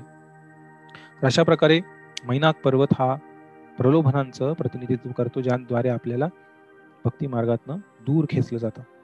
दुसरं अडथळा होता हनुमानजींच्या मार्गामध्ये, तो आहे सुरसा, जी भौतिक जीवनामध्ये अडकलेल्या या बद्ध जीवात्म्याच्या हृदयात असलेल्या गर्वाचं प्रतिनिधित्व करते. ती तिचं तोंड वाढवत होती, मोठं मोठं मोठं मोठं करत होती. हनुमानजी सुद्धा मोठे मोठे होत होते, सुरसा अजून मोठी मोठी होत होती. हा जो गर्व आहे भौतिक जगामध्ये असलेल्या जीवात्म्याच्या हृदयामध्ये, त्या गर्वाला जर दूर सारायचा असेल, बरेच लोक भौतिक त्यांच्या परिस्थितीमुळे गर्व करतात. मी एवढा मोठा, माझ्याकडे हे आहे, त्याच्याकडे बघा ते नाही, याच्याकडे. हा जो गर्व आहे तो आपल्या भक्ती मार्गामध्ये बाधा बनू शकतो. कारण जोपर्यंत आपण नम्र भावाने, अकिंचन भावाने भगवान श्रीकृष्णांकडे, भगवान रामचंद्रांकडे शरण जात नाही, तोपर्यंत आपल्या हृदयामध्ये भक्तीचा दिवा पेटणार नाही. त्यामुळे नम्रता ही या गर्वाच्या समोर उपाय आहे. त्यामुळे हनुमानजी नम्र झाले. सुरसेना तिचा जबडा मोठा गेला 100 योजन, तेव्हा हनुमानजी एकदम छोटे झाले, नम्र झाले, तिच्या जबड्यात शिरले आणि परत बाहेरून तिला नमस्कार केला, म्हणाले तुझ्या इच्छेप्रमाणे सर्व झालेलं आहे. तेव्हा जेव्हा केव्हा डिफरन्स ऑफ ओपिनियन होईल, मतभेद होतील, भांडणं होतील, तेव्हा गर्व प्रकट करण्यापेक्षा जेव्हा आपण नम्रता प्रकट करतो, ऑफकोर्स जेव्हा आपल्यावरती अत्याचार होत असेल, जेव्हा आपल्यावरती त्रास दिला जात असेल, त्यावेळी अत्याचार सहन करावा असा याचा अर्थ नाहीये. पण जेव्हा खास करून मतभेद होतील, जेव्हा 2 मतं असतील, जेव्हा भांडणं होतील, जिथं शक्य आहे तिथं आपण जर नम्र झालो तर आपल्या हृदयामध्ये भक्ती करण्यासाठी एक पोषक वातावरण निर्माण होईल. कारण जेवढा गर्व आपण हृदयामध्ये वाढवत जाऊ, तेवढं आपण भगवंतांना शरण नाही जाऊ शकत. जेवढा गर्व आणि आपल्या हृदयामध्ये मद, ज्याला म्हणतात काम, क्रोध, लोभ, मोह, मद म्हणजे प्राईड, दंभ एक प्रकारचा, हा जेवढा वाढत जाईल हृदयामध्ये, तेवढं आपलं हृदय क्लिष्ट होत जाईल, कॉम्प्लिकेटेड होत जाईल, सरळ राहणार नाही. आणि जर भगवंतांप्रती जायचं असेल, भगवंतांच्या जवळ जायचं असेल, त्यांची भक्ती करायची असेल, त्यांचं प्रेम प्राप्त करायचं असेल, तर हृदय सरळ पाहिजे, हनुमंतांसारखं. हृदय जर क्लिष्ट झालं तर आपण या भौतिक जगामध्ये अडकून पडू. कारण आपण नेहमी सिद्ध करायचा प्रयत्न करू की मीच बरोबर आहे. बऱ्याच वेळा मी बरोबर आहे हे सिद्ध न केल्यामुळं आपण बरोबर ठरतो, वादविवादामध्ये, भांडणांमध्ये, मतभेदांमध्ये. त्यामुळं हे समजून घेणं खूप गरजेचं आहे की मी बरोबर आहे हे सिद्ध करून सुद्धा आपण बऱ्याच वेळा चूक करतो. कारण त्यामुळं नातेसंबंध बिघडतात, मतभेद निर्माण होतात, भांडणं होतात. बऱ्याच वेळा मेरा घोडा पीछे तेरा गधा आगे हे म्हणून जीवनात पुढे जायला शिकलं पाहिजे. मेरा घोडा है, तेरा गधा है, पर तेरा गधा आगे, मेरा घोडा पीछे, असं म्हणून जर परिस्थिती निभावून जात असेल आणि मतभेद न होता, भांडण न होता जर समस्येवरती एक सुविधा निघत असेल, एक मार्ग निघत असेल, तर तसं करणं आयुष्यामध्ये कधी कधी स्वीकारावं लागतं. आणि ते करणं ह्याला परिपक्वता, याला मॅच्युरिटी म्हणतात. बऱ्याच वेळा आपण ह्याच्यामध्ये अडकून जातो की मी कसा योग्य आहे ते सिद्ध करण्यामध्ये आपलं वेळ, शक्ती, आपली चेतना, आपली भावना खूप खर्च होते. आणि शेवटी कितीही मोठ्याने प्रूव्ह केलं की मी योग्य आहे, दुसरा अयोग्य आहे, तरी त्या संबंधांना तडे जातात. आणि त्यानंतर कितीही ओरडून सांगितलं तरी त्याचा फायदा होत नाही, मी योग्य आहे म्हणून. त्यामुळे हनुमानजी इथे आपल्याला शिकवतात की नम्रतेचा भाव, जर गर्व हृदयातनं काढायचा असेल, मद आणि दंभ हृदयातनं काढायचा असेल, तर नम्रतेचा भाव स्वीकार करणं खूप गरजेचं आहे. त्रास होतो नम्र बनताना, आपल्या अहंकाराला ठेच पोहोचते, पण त्याचा एक लांब जर आपण परिणाम पाहिला दूरवरचा, तर तो खूप गोड मधुर असा परिणाम आहे. जिथे आपलं हृदय शुद्ध, सरळ आणि शांत बनेल, हृदयातील सर्व क्लिष्टता निघून जाईल आणि भगवंतांप्रती प्रेम उत्पन्न होण्यास एक पोषक असं एक वातावरण तयार आपल्या हृदयामध्ये होईल. हे आपल्याला सुरसा या अडथळ्यामधनं शिकायला मिळतं. तिसरा अडथळा हनुमंतांच्या मार्गावरती होता, ती होती सिंहिका, जी एक महाभयानक राक्षसी होती. तिच्याकडे दिव्य शक्ती होती, ती सावलीद्वारे त्यांना पकडू शकत होती. ही सिंहिका आपल्याहून जास्त वैभवशाली किंवा शक्तिशाली किंवा संपन्न असलेल्या व्यक्तीप्रती आपल्या हृदयामध्ये असलेला मत्सर, आपल्या हृदयामध्ये असलेली ईर्ष्या, याचं प्रतीक ही सिंहिका आहे. त्या सिंहिकेला सहन नाही झालं की हनुमंत एवढ्यावरून माझ्यावरून ओढून चाललेत, मी नाही जाऊ देणार, मी त्यांची सावली पकडून धरणार. आणि सावली ही एखाद्या व्यक्तीच्या दुर्गुणांचं प्रतिनिधित्व करते, किंवा त्या व्यक्तीमध्ये काही कमी असतील, काही गोष्टी. कुणीच या जगामध्ये परफेक्ट नाही आहे. जो भौतिक बद्ध जीव आहे, सर्वांमध्ये काही चांगले गुण आहेत, सर्वांमध्ये काही त्रुटी आहेत, काही कमी आहेत. पण सिंहिका ही मत्सराचं प्रतीक आहे, मत्सराचं प्रतिनिधित्व करते. आणि ही सिंहिका नेहमी एखाद्या व्यक्तीच्या दुर्गुणच पाहण्याचा प्रयत्न करते. ही जी भावना आपल्या हृदयात आहे, हा जो मत्सर, ही जी ईर्ष्येची भावना आहे, ती एखाद्या खूप चांगल्या व्यक्तीमध्ये सुद्धा, ज्याच्याकडे 100 चांगले गुण आहेत, अशा व्यक्तीमध्ये सुद्धा त्याचा जर एक दुर्गुण असेल थोडासा, जो प्रत्येकामध्ये असतो, तर त्यावरतीच फोकस करून, त्यालाच धरून, त्याला कसा खाली खेचता येईल, त्याला कसा मी पुढे जाऊ देणार नाही, हा विचार, हा मत्सर किंवा ईर्ष्या करत असते आपल्या हृदयामध्ये. भले बऱ्याच वेळा आपण ती प्रकट नाही करणार कदाचित, कारण आपल्याला एक सोशल स्टेटस मेंटेन करायचं, पण आपल्या हृदयामध्ये, आपल्या मनामध्ये ह्या प्रकारचे विचार येत राहतात की फार शायनिंग मारतोय, फार स्वतःला शहाणा समजतोय, मला माहिती आहे सर्व. अरे करतोय प्रयत्न, प्रत्येकाला आपल्या आयुष्यात जज केलं पाहिजे, प्रत्येकाबद्दल निर्णय दिले पाहिजेत. आपण स्वतः अडकून पडलो या जगामध्ये, स्वतः कष्ट सोसतोय, स्वतःच्या जीवनामध्ये भक्तीचा थांगपत्ता नाहीये, स्वतःच्या जीवनामध्ये आनंदाची प्राप्ती नाहीये, स्वतःचं हृदय जळतंय, दुसरा एखादा काहीतरी करतोय, पण ते सहन होत नाही व्यक्तीला. ही जी ईर्ष्या, हा जो मत्सर आहे, शास्त्रांमध्ये सांगण्यात आलेला आहे, हा मूळ आलेला आहे भगवंतांप्रतीचा मत्सर. आपला जो मूळ प्रत्येक जीवात्म्याच्या हृदयामध्ये आहे, तो मत्सर त्याला मारून टाकलं पाहिजे, त्याला सहन नाही केलं पाहिजे. तिथे नम्रता वगैरे फायदा नाही, तिथे फाडून त्या मत्सराला फेकून द्यावं लागतं, जे हनुमंतांनी केलं. सिंहिकेच्या आतमध्ये जाऊन तिच्या हृदयाचं ऑपरेशन करून फाडून टाकलं त्या हृदयाला. त्यामुळे हा जो मत्सर आहे त्याला लाद घालून हाकलून दिलं पाहिजे दूर. त्याच्यावर औषध नाही आहे, त्याला निष्कासित केलं पाहिजे. कारण ही जी एन्व्ही आहे, हे मत्सर जो आहे, ईर्ष्या आहे, ती खूप हृदयामध्ये आत भिनलेली आहे. आणि ही आपलं हृदय पाषाणाप्रमाणे कडक बनवते, हार्ड हार्टेड. एखाद्या लोखंडाप्रमाणे आपलं हृदय. भगवंत असं दगडाचं हृदय नाही चोरी करणार. भगवंतांनी आपलं हृदय चोरी करावं असं वाटत असेल तर ते लोण्याप्रमाणे मृदू झालं पाहिजे, लोण्याप्रमाणे मऊ झालं पाहिजे. आणि जेव्हा अशी ईर्ष्या, मत्सर, गर्व, दंभ हा आपल्या हृदयात असेल, तेव्हा आपल्या हृदयात ती सहजता, ती निर्मळता आणि तो इनोसन्स, एक how do you call innocence in English, सरलता म्हणता येईल, ती जोपर्यंत आपल्या हृदयात नाही आहे तोपर्यंत भगवंत आपल्या हृदयात निवास नाही करणार. जेव्हा आपलं हृदय अशा प्रकारे शुद्ध होईल, सरळ होईल, तेव्हा भगवंत अशा हृदयामध्ये निवास करतील, राहण्यास येतील. माझा आवाज येतोय सर्वांना व्यवस्थित?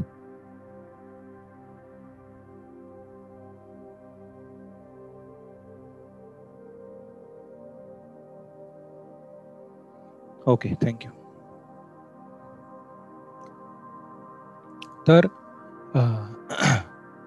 ही सिंहिका नेहमी दुसऱ्यांचे दुर्गुण, त्यांच्या कमी यांच्यामध्येच फोकस करायचा प्रयत्न करते. तर आपण तिच्याप्रमाणे न बनता आपण या मत्सराचा शेवट केला पाहिजे. कारण तो मत्सर आपल्याला चांगल्या गोष्टी पाहण्यासाठी अडथळा आपल्या जीवनामध्ये निर्माण करतोय. आणि हनुमंतांनी ते केलं, तेव्हा त्यांना सीता मातेचे चरण, त्यांची शुद्ध भक्ती भगवान रामचंद्रांची प्राप्त झाली.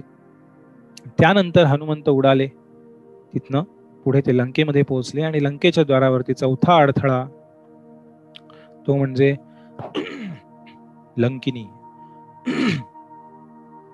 आचार्य आपल्याला सांगतात, ही लंकिनी कशाचं प्रतिनिधित्व करते, कशाचं प्रतीक आहे? तर ही लंकिनी मोह आणि भ्रमाचं प्रतीक आहे.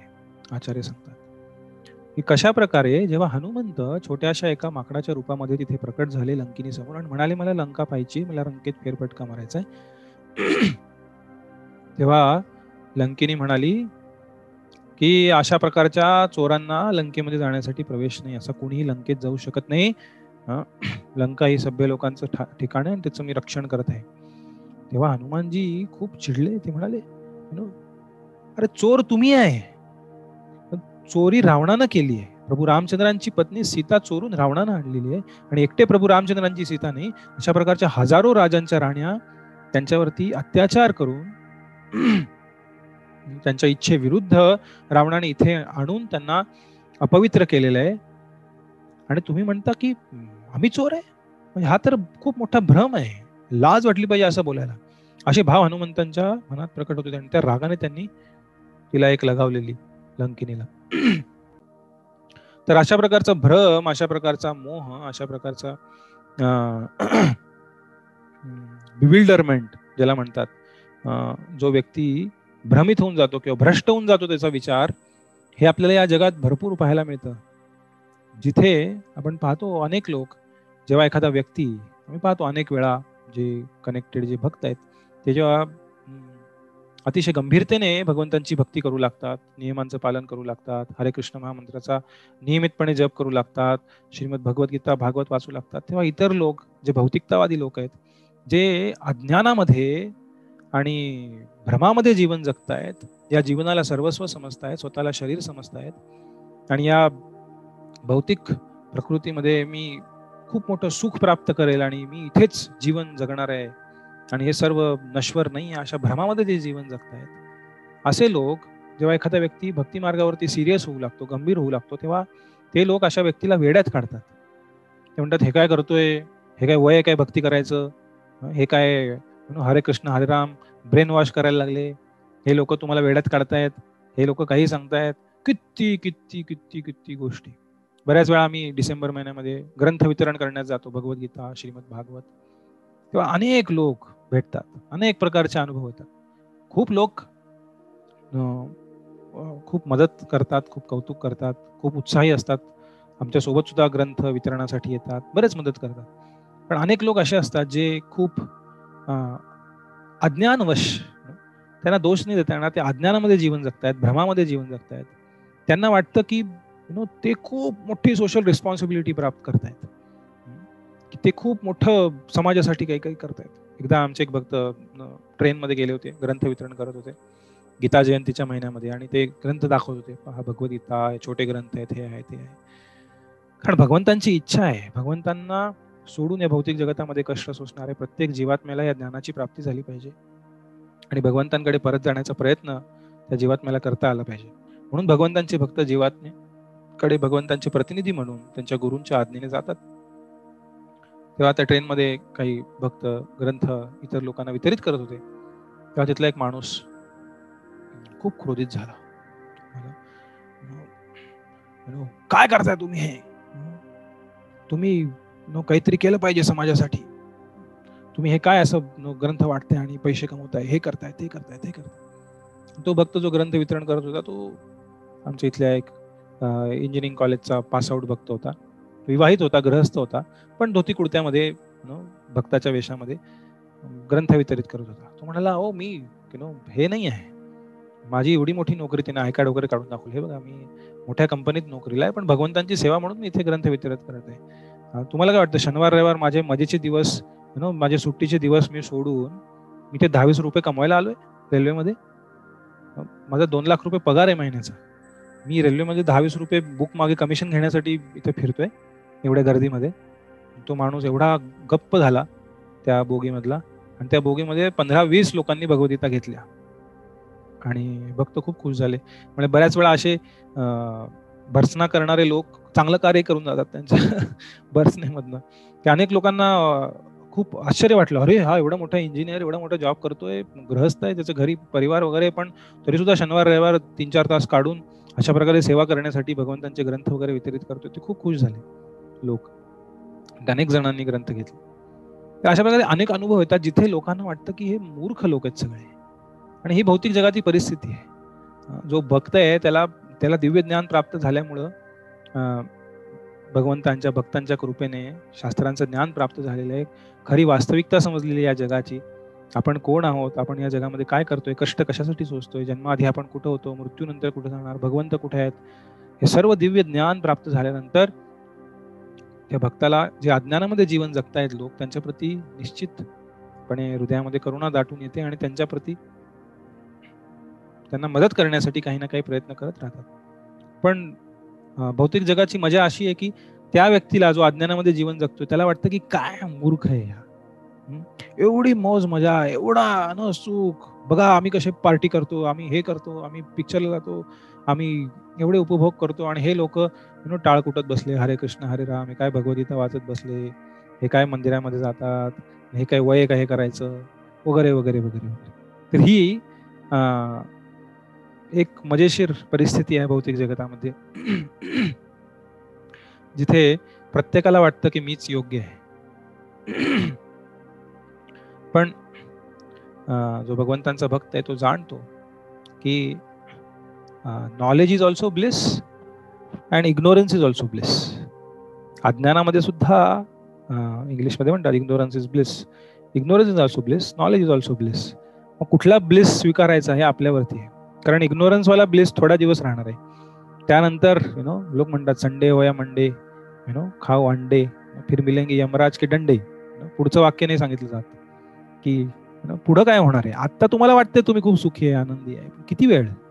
जेव्हा एखादा व्यक्ती म्हणतो मी इंद्रिय भोग करणार, जशी रावणाची इच्छा होती, हिरण्यकशिपूची इच्छा होती, भगवद्गीतेत 16व्या अध्यायात भगवंत म्हणतात अशा व्यक्तीचा हेतू काय असतो, ईश्वरोहम अहम भोगी सिद्धोहम बलवान सुखी कोण्यो अस्ति सदृशम मया. पुढे तो म्हणतो की कोण्यो अस्ति सदृशम मया, माझ्या एवढा शक्तिशाली कोण आहे. ईश्वरोहम, मी नियंत्रक आहे, अहम भोगी, मी भोगी आहे, सिद्धो अहम, मी सिद्ध आहे, बलवान सुखी, मी आहे. अरे पण किती काळ? मोहम्मद अली सुद्धा म्हणाला आय एम द ग्रेटेस्ट, आणि एवढं बॉक्सिंग करायचं, सर्वांना हरवायचं. आणि काही वर्षात त्याला पार्किन्सन्स डिसीज झाला. त्याला त्याचा चहाचा कपही उचलता येईना, त्याचा हात थरथरायला लागला. त्याला ऑलिम्पिकला बोलवलं होतं एकदा ते मशाल घेण्यासाठी. 2-3 जणांना हात लावावं लागलं त्याला मशाल उचलण्यासाठी. मग नंतर मोहम्मद अली म्हणाला आय एम, मी म्हणायचो आय एम द ग्रेटेस्ट, पण आता मला हा साक्षात्कार झालाय की आय एम द ग्रेटेस्ट फूल. मी सर्वोत्कृष्ट नाही आहे, मी सर्वोत्कृष्ट मूर्ख आहे. मी विचार करत होतो की मी सर्वशक्तिमान आहे, मी काही करू शकतो. हा जो भ्रम आहे, अज्ञानवश निर्माण झालेला, अज्ञानामुळे निर्माण झालेला, या भ्रमाचं प्रतिनिधित्व ही लंकिनी करते. ती म्हणते आमच्या लंकेत प्रवेश नाही अशा चोर. अरे तुम्ही चोर, चोर सर्वात मोठे. लोक म्हणतात की तुम्ही भिक्षा मागून जीवन जगता. कोण तुम्हाला देतो? आम्हीच देतो. तुम्ही नाही देत भगवान. नाही नाही आम्ही दिलं डोनेशन, आम्ही तुम्हाला डोनेशन. काही लोकांना गर्व असतो फार. बरेच लोक नम्रतेने भगवंतांच्या सेवेसाठी देतात. पण एकदा प्रभुपादांची एक व्यक्ती वार्तालाप करत होता. त्यांचे भक्त सुद्धा होते प्रभुपादांसोबत. ते म्हणाले, तो एक व्यक्ती प्रभुपादांना म्हणत होता की we don't depend on others, I have my business, I have my business and I do my business आणि I earn money from that. I don't ask money like you people. म्हणत होता की तुमच्या लोकांप्रमाणे आम्ही नाही भिक्षा मागत, भीक नाही मागत आम्ही. माझा बिझनेस होता बघा, मी किती स्वयं स्वतःच्या पायावर उभा आहे. हे आहे ते आहे, चांगली गोष्ट आहे, त्यात काही वाईट नाही, पण हा गर्व असणं खूप चुकीचं आहे. तेव्हा श्रील प्रभुपाद म्हणाले व्हॉट इज युअर बिझनेस? काय बिझनेस आहे तुमचा? श्रील प्रभुपाद सुद्धा खूप मोठे बिझनेसमॅन होते. खूप मोठे फार्मास्युटिकल इंडस्ट्री होती प्रभुपादांची. 5 कारखाने होते गृहस्थ आश्रमात असताना. तर प्रभुपादांच्या फार्मास्युटिकलचं नाव होतं प्रयाग फार्मसी. आणि मग त्यांचे कारखाने जळाले अपघातामध्ये. एक कारखाना जळाला, नुकसान झालं. तेव्हा प्रभुपादांनी शुद्ध भक्त आहेत भगवंतांनी समजून घेतलं की भगवंतांची इच्छा आहे मी आता रिटायर व्हावं या सगळ्या धकाधकीतनं आणि संन्यास आश्रम स्वीकारावा आणि भगवंतांची सेवा करेल. प्रभुपादांचा कारखाना जळाला म्हणून आज आपण इथे चर्चा करतोय, नाहीतर ही चर्चा झाली नसती. जर प्रभुपादांनी संन्यास नसता घेतला, अमेरिकेत गेले नसते, भक्तीचा प्रचार केला नसता, तर आज आपण ही चर्चा करत नसलो असतो भक्तीची. श्रील प्रभुपादांच्या कृपेमुळे आज आपला हा क्लास घडतोय, सर्व चर्चा होतीये. प्रभुपाद त्यांच्या गृहस्थ आश्रमामध्ये खूप मोठे बिझनेस म्हणून ते खूप अनुभव होता त्यांचा दांडगा. आणि त्यामुळे प्रभुपाद कधीही हारले नाही कुणाशी डिबेट करताना. नेहमी समोरच्याला बरोबर पकडायचे, त्यांना भक्ती द्यायची त्यांच्या हृदयामध्ये. तेव्हा प्रभुपादांनी विचारलं काय बिझनेस आहे तुमचा? ते म्हणाले माझा ग्लासचा बिझनेस आहे, आम्ही काचा बनवतो. प्रभुपाद म्हणाले काचा बनवतो, कशापासून बनवतो? तो म्हणाला रेतीपासून. काच बनवायची असेल तर वाळूपासून काच बनवली जाते, त्याच्यात काही केमिकल मिक्स करून त्याचा ट्रान्सफरचा कोळशापासून हिरा बनतो. तसं वाळू आणि काच यांचं केमिकल कंपोजिशन एकच आहे, सिलिकॉन. तर सिलिकापासनं, सिलिका ना, I don't know, what ever chemistry I learned 15 years before. तर प्रभुपाद म्हणाले तुम्ही काच बनवता, वाळूपासून बनवता, वाळू कुठनं आणता? म्हणाला वाळू आम्ही इथनं घेतो. म्हणजे वाळू कुठनं दिली तुम्हाला, कोणी दिली वाळू? ते म्हणाले नाही वाळू आम्ही, त्याला उत्तर देता येईना. प्रभुपाद म्हणाले भगवंतांनी दिली वाळू, वाळू तू निर्माण केली का? तो म्हणाला नाही नाही मी नाही निर्माण केली. कोणी निर्माण केली वाळू? म्हणाले हो निसर्गाने. निसर्ग कुणाचा आहे? Nature. Whose nature? Lord's nature, God's nature. अशा प्रकारे कर्ण म्हणायचं महाभारतामध्ये, अशा प्रकारचाच विचारतो का मैंने दुर्योधन का नमक खाया है, मैं उसको दगा नहीं दे सकता. अरे कृष्ण सांगतायत, कुंती सांगतेय, सूर्यदेव येऊन सांगतायत की बाबा पांडवांची बाजू घे, तुझे भाऊ आहेत, कुंतीचा मुलगा आहेस तू दुर्योधनाला दगाने, तू दुर्योधनाच्या बाजूने लढू नको, तू अधर्माच्या बाजूने लढतोयस, तू ऑलरेडी खूप सारे वाईट कृत्य केले तरी तुला पांडवांच्या बाजूने घ्यायला तयार आहेत. आणि असं नाही की पांडवांच्या बाजूने आला तर पांडव जिंकले असते म्हणून बोलत होते, असं काही नाही. अधर्माच्या बाजूने भीष्मदेव लढत होते. कर्ण कोण आहे भीष्मदेवांसमोर? तरी कौरव हरले. त्या कर्णाप्रती दया कुंतीच्या हृदयात होती म्हणून कृष्ण, कुंती, सूर्यदेव सर्व कर्णाला सांगत होते की बाबा ये पांडवांच्या बाजूने. नहीं मैंने दुर्योधन का नमक खाया है. तूने दुर्योधन का नमक नहीं, दुर्योधन ने किसका नमक खाया है? दुर्योधनाला कोणी दिलं मीठ? भगवान श्रीकृष्णाने दिलं ना. त्यामुळे ही जी अर्धवट पाहण्याची पद्धत आहे ती लोकांना भ्रमात टाकते. त्यांना वाटतं की आम्ही खूप मोठे नियंत्रक आहोत, मी हे केलेलं आहे, मी ते केलं. अरे पण तुला देतंय कोण सगळं? पाऊस कोण पाडतंय? अन्न कोण बनवतंय? कुठल्या फॅक्टरीमध्ये अन्न बनवतंय? श्वास घेतोय, ऑक्सिजन कुठनं येतोय? एवढा ऑक्सिजनचा तुटवडा वगैरे चालू आहे. आपण सगळे आयुष्यभर किती ऑक्सिजन घेतलेला आहे आतापर्यंत? कोणी पुरवलाय? सिलेंडर आणून कुठला आपण घेतलेला आहे? नाही, भगवंतांनी सर्व दिलेलं आहे. जे काही आपण करतोय, हवा, पाणी, अन्न, हे शरीर सर्व भगवंतांनी दिलेलं आहे. तरी जीवात्म्याला वाटू लागतो की हे काय भगवंतांची भक्ती करतोय, किती बावळट आहे हा, त्याचं जीवन वाया घालवतोय वगैरे वगैरे वगैरे. बरेच लोक म्हणतात हे काय आहे, तरुणपणामध्ये म्हातारपणी भक्ती करायची असते.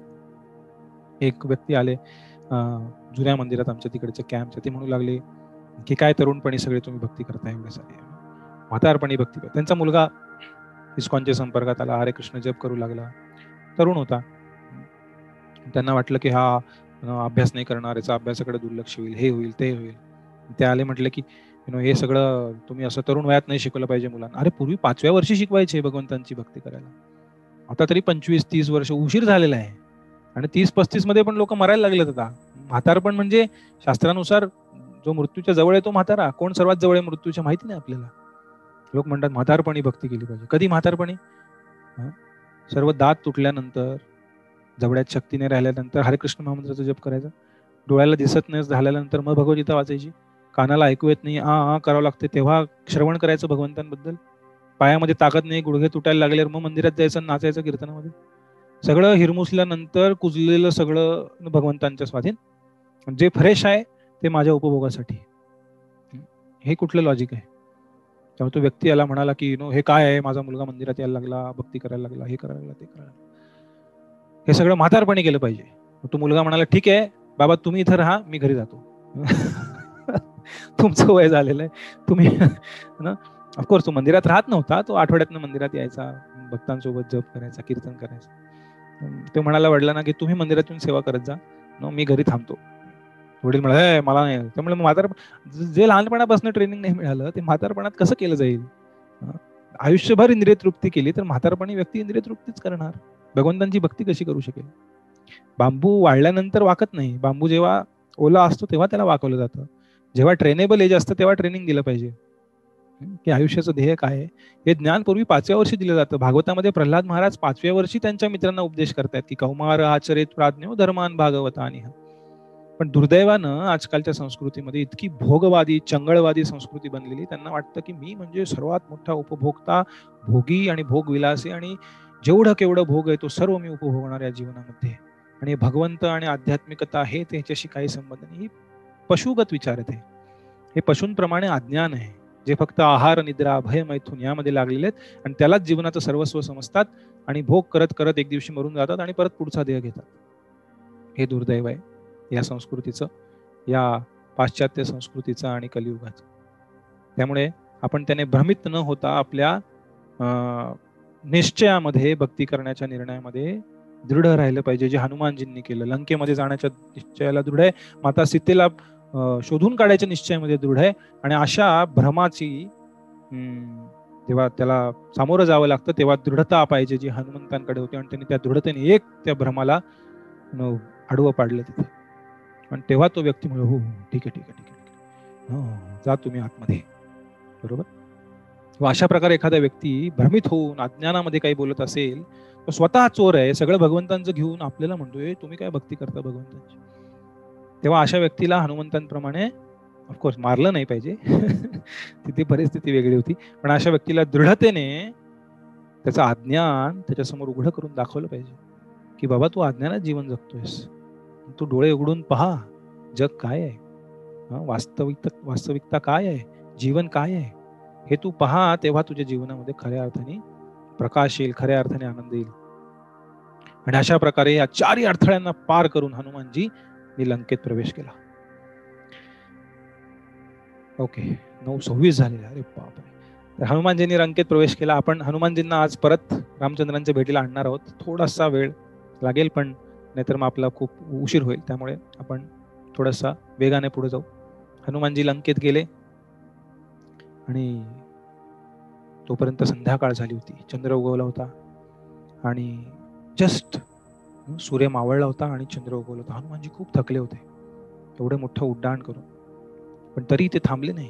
त्यांनी विचार नाही केला आता मी विसावा घेतो, थोडी विश्रांती घेतो. नाही, हनुमानजी सगळ्या लंकेमध्ये त्या छोट्याशा एका माकडाच्या रूपामध्ये शोध घेऊ लागले, माता सीता कुठे आहे.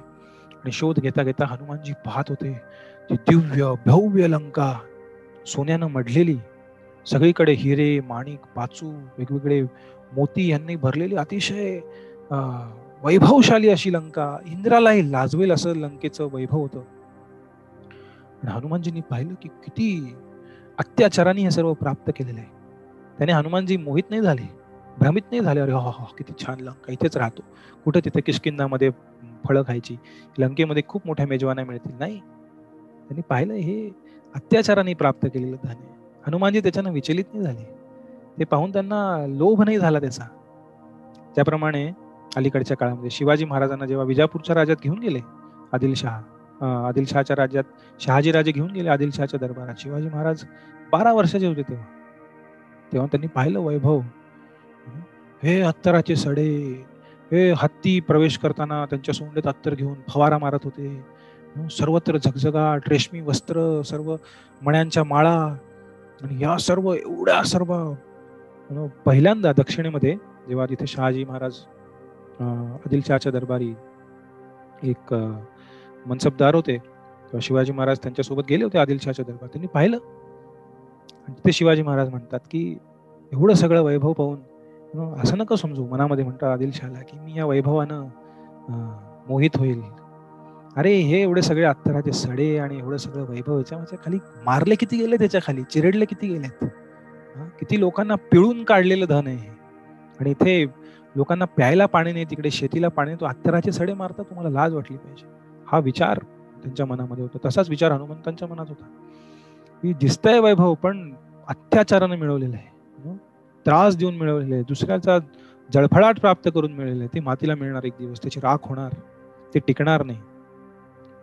या भावनेने हनुमानजी सर्व लंकेमध्ये शोध घेऊ लागले माता सीतेचा. एक एक महाल एकाहून एका उंच भव्य दिव्य असे महाल होते आणि हनुमानजी प्रत्येक महालामध्ये जाऊन पाहत होते, सीता माता आहेत का, सीता माता आहेत का. खूप वेळ शोधल्यानंतर जवळपास मध्यरात्र झाली होती आणि हनुमानजी सर्व महालांपेक्षा एका अतिदिव्य भव्य मोठ्या महालापाशी आले. तेव्हा त्यांच्या तर्कबुद्धीने त्यांना समजलं की हा रावणाचा महाल असणार. आणि हनुमानजी त्या महालावरती चढले आणि अंतःपुरामध्ये आतल्या रूम मध्ये, ज्याला आज बेडरूम म्हणतात, त्याच्या खिडकीमधनं अंतःपुराच्या रूम मधनं आतमध्ये पाहू लागले. आणि त्यांना तिथे एका मोठ्या पलंगावर पहुडलेला दशमुखी रावण दिसला आणि त्याचे कपडे अस्ताव्यस्त पडलेले. आणि त्या पूर्ण अंतःपुरामध्ये अनेक स्त्रिया, ज्या अनेक एकाहून एक सुंदर होत्या, ज्या अनेक राज्यातील राण्या होत्या, अशा अर्धनग्न अवस्थेत विचित्र अवस्थेमध्ये पडलेल्या हनुमंतांनी पाहिलं. आणि हनुमंत यातल्या प्रत्येक स्त्रीकडे बारकाईने पाहत, जसं वर्णन प्रभू रामचंद्रांनी सीतामातेचं केलं होतं, कशा प्रकारे सीतामाता आहेत, त्याप्रमाणे सीतामातांना शोधण्याचा हनुमानजी प्रयत्न करू लागले. आणि सर्व स्त्रियांकडे पाहून झाल्यावर हनुमानजींना सीतामाता नाही सापडल्या. तेव्हा हनुमानजींच्या मनात विचार आला, अरे मी ब्रह्मचारी आणि मी एका अंतःपुरामध्ये डोकावून अशा प्रकारे अनेक स्त्रियांकडे पाहत, ज्या अतिशय विचित्र अवस्थेमध्ये तिथे पडलेल्या आहेत, त्यांचं अशा प्रकारे बारकाईने निरीक्षण करून त्यांच्याकडे पाहणं हे माझ्यासाठी योग्य नाहीये. पण परत त्यांच्या मनात विचार आला की प्रभू रामचंद्रांची सेवा आहे. हनुमानजी विचलित नाही झाले, पण त्यांच्या मनात विचार आला, मी ब्रह्मचारी, मला काय करावं लागतंय. पण ते म्हणाले, हे प्रभू रामचंद्रांची सेवा आहे, ती मला केली पाहिजे.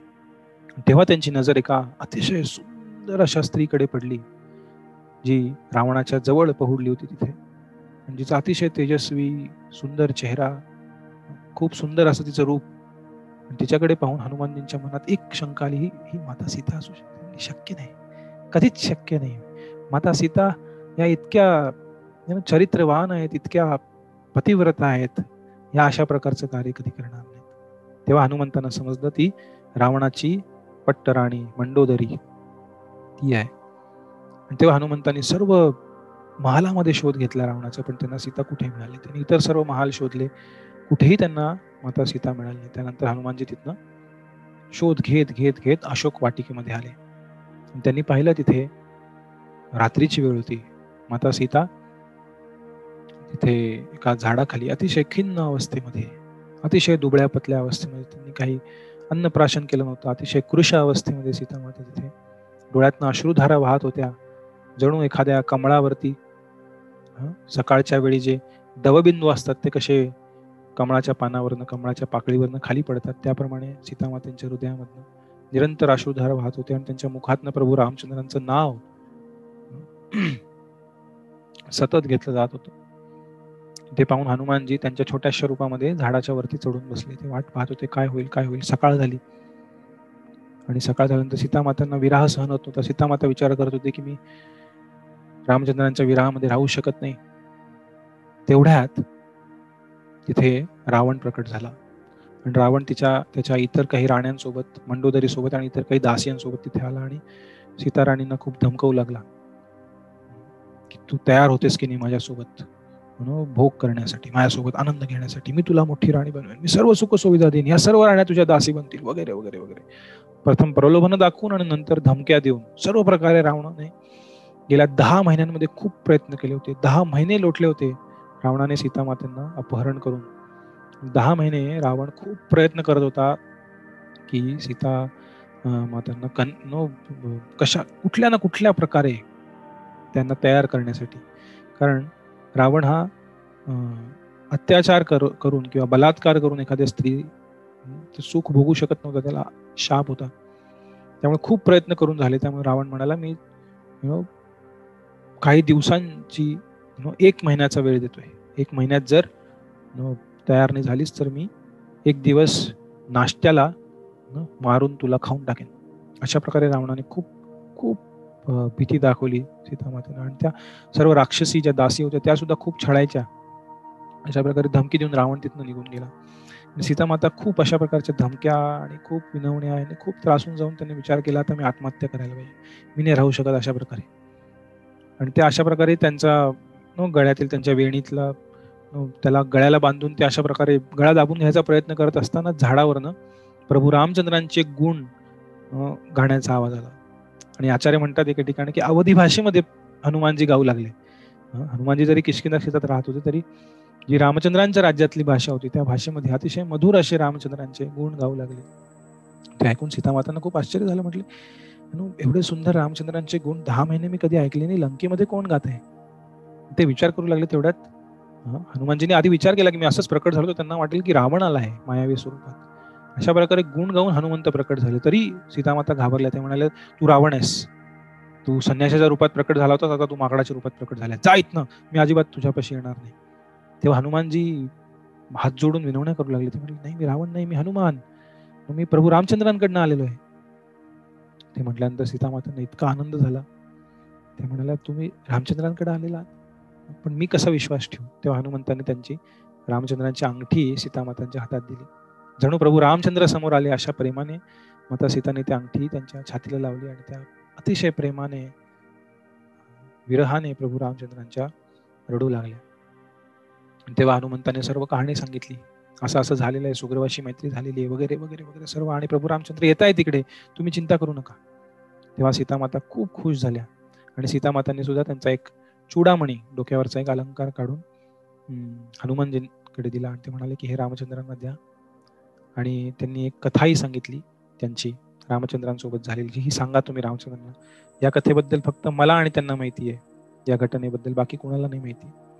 अशा प्रकारे त्यांचा वार्तालाप झाल्यानंतर हनुमंत म्हणाले की मला पाहवत नाही तुम्ही अशा परिस्थितीमध्ये, तुम्ही चला माझ्यासोबत, मी तुम्हाला घेऊन जातो, तुमची सुटका करवतो. सीतामाता म्हणाला तू एवढासा माकड छोटासा, तू मला कसं काय घेऊन जाणार. तेव्हा हनुमंत म्हणाले हे मी एवढासा नाही, मोठा आकार केला हनुमानजीने. सीतामाता आश्चर्यचकित होऊन पाहू लागले, अरे बापरे, हा खूप मोठा सेवक आहे प्रभू रामचंद्र. आणि पाहिल्यानंतर सीतामाता म्हणाले अरे बापरे, केवढी मोठी शक्ती आहे तुझी. हनुमंत म्हणाले ह्याच्याहून मोठं रूप मी देऊ शकतो, तुम्ही बसा माझ्या पाठीवरती, मी तुम्हाला आलो तसा उडी मारून उड्डाण करून आपण प्रभू रामचंद्रांकडे परत जाऊ. सीतामाता म्हणाले नाही, हे योग्य नाही.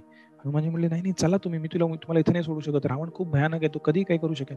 सीतामाता म्हणाले नाही, राम स्वतः आले पाहिजेत, हे रामांचं कर्तव्य आहे. त्यांच्या पत्नीचं हरण झाले, त्यांनी स्वतः येऊन रावणाचा वध करून लंकेचा विनाश करून मला परत घेऊन गेलं पाहिजे. जर एक वानर येऊन रामचंद्रांचा दूत सीतेला घेऊन पळून गेला तर लोक काय म्हणतील, यांच्या पत्नीला पळवलं आणि ह्याने एका वानराला पाठवून सोडून आणलं. नाही, प्रभू रामचंद्र येतील, रावणाच्या संपूर्ण कुळाचा विनाश करून, लंकेचा विध्वंस करून. असं नाही की फक्त माझं अपहरण केले रावणाने, अनेक स्त्रियांचं अपहरण केलेलं आहे. कुबेरापासून लंका हिरावून घेतलेली आहे, खूप अत्याचार केलेले आहेत, खूप जणांना त्रास दिलेला आहे. त्याचा विनाश झाला पाहिजे, हे एक कारण सांगितलं. सीतामाता म्हणाले, मी एक पतिव्रत आहे, मी दुसऱ्या पुरुषाच्या पाठीवर बसू शकत नाही, त्याला स्पर्श नाही करू शकत. म्हणजे म्हणाले, मी पुरुष नाही, मी वानर आहे.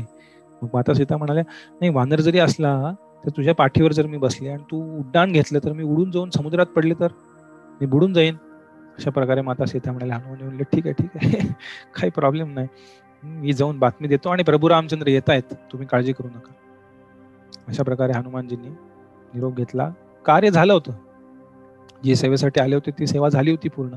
पण भक्त झालेल्या सेवेवर संतुष्ट राहत नाही. भक्ताची इच्छा असते काहीतरी एक्स्ट्रा केलं पाहिजे, समथिंग स्पेशल. आणि मग हनुमानजींनी त्या वनाची तोडफोड करायला सुरुवात केली. पहिल्यांदा खूप फळं खाल्ली, तिथली भूक लागली होती. सेवा झाल्यानंतर प्रसाद घेतला. सेवेच्या आधीमध्ये प्रसाद नाही, सेवा झाली मग बसून फळं खाल्ली. पोट वगैरे भरल्यानंतर हनुमानजी उठले आणि हे झाड तोडून सगळा विध्वंस करायला सुरुवात केली. सगळं अशोकवन जे सर्वात प्रिय वन होतं रावणाचं, सर्व विध्वंस केलं त्याचा. अनेक झाडं तोडून बातमी रावणाकडे पोहोचली. रावणा वर्णन आहे, अनेक योद्धे पाठवले. सर्वप्रथम 80,000 सैनिक पाठवले. बातमी गेल्यानंतर एक भला मोठा वानर आलेला आणि सर्व विध्वंस करत आहे. सर्व 80,000 जणांचा निपात केला हनुमंतांनी. एक तिथे एक मोठा रॉड ठेवला होता लोखंडाचा, उभा एक टावर प्रमाणे, त्याला काढला आणि त्याच्याने सर्वांना मारून टाकला हनुमानजींनी. बातमी रावणाकडे पोहोचली. त्यांनी जंबूवाली नावाचे एक राक्षस पाठवलं, त्यानंतर अजून 2 राक्षस पाठवले, मग 7 मिनिस्टर पाठवले, सगळ्यांना मारून टाकलं हनुमंतांनी. मग स्वतःचा मुलगा पाठवला रावणाने, त्याचं नाव अक्ष किंवा काही ठिकाणी अक्षय कुमार म्हणून नाव आहे. त्या अक्षला पाठवलं. अक्ष आला, रावणाशी हनुमंतांची लढाई करू लागला. त्या अक्षला मारून टाकलं, त्याचे घोडे, त्याचा रथ तोडून फोडून. रावणाला इतका राग येत होता की एक वानर एवढ्या हजारो सैनिकांना मारून उत्पात माजवला हनुमंत पूर्ण अशोकवनामध्ये. अशोकवन म्हणजे असं नाही की ते नाना नानी पार्क सारखं छोटं, मोठं वन होतं एकदम. त्या वनामध्ये एवढी नासधूस केली हनुमंतांनी, एवढ्या राक्षसांना मारलं, सगळं रक्ताच्या थारोळ्यामध्ये सगळे राक्षस पडलेले. आणि मग रावणाने स्वतःचा मोठा मुलगा इंद्रजितला पाठवलं तिथे. त्याने ब्रह्मास्त्र सोडून हनुमंतांना कैद करून घेतलं. हनुमंत इंद्रजितलाही मारू शकले असते, त्यांनी विचार केला पण बास झाला, आता खूप मारला, आता रावणाला भेटायचंय, रावणाची शक्ती किती पाहिजे, कोण आहे हा रावण, जरा थोडं पाहू तर द्या. म्हणून त्यांनी बांधून घेतलं स्वतःला इंद्रजिताकडनं, ब्रह्मास्त्राला नमस्कार करून. तिथं जाऊन हनुमंतांना रावणासमोर ठेवलं गेलं. तिथं जाऊन हनुमानजी मोठ्या आवाजात कडाडले, म्हणजे हे दुष्ट रावण, दुसऱ्यांच्या स्त्रिया पळवतो, भित्रट भ्याड, प्रभू रामचंद्रांना सामोरं जा, हिंमत असेल तर. त्यांच्या अनुपस्थितीमध्ये त्यांचं मन विचलित करून त्यांना इकडे पाठवून सीतेचं हरण करतो.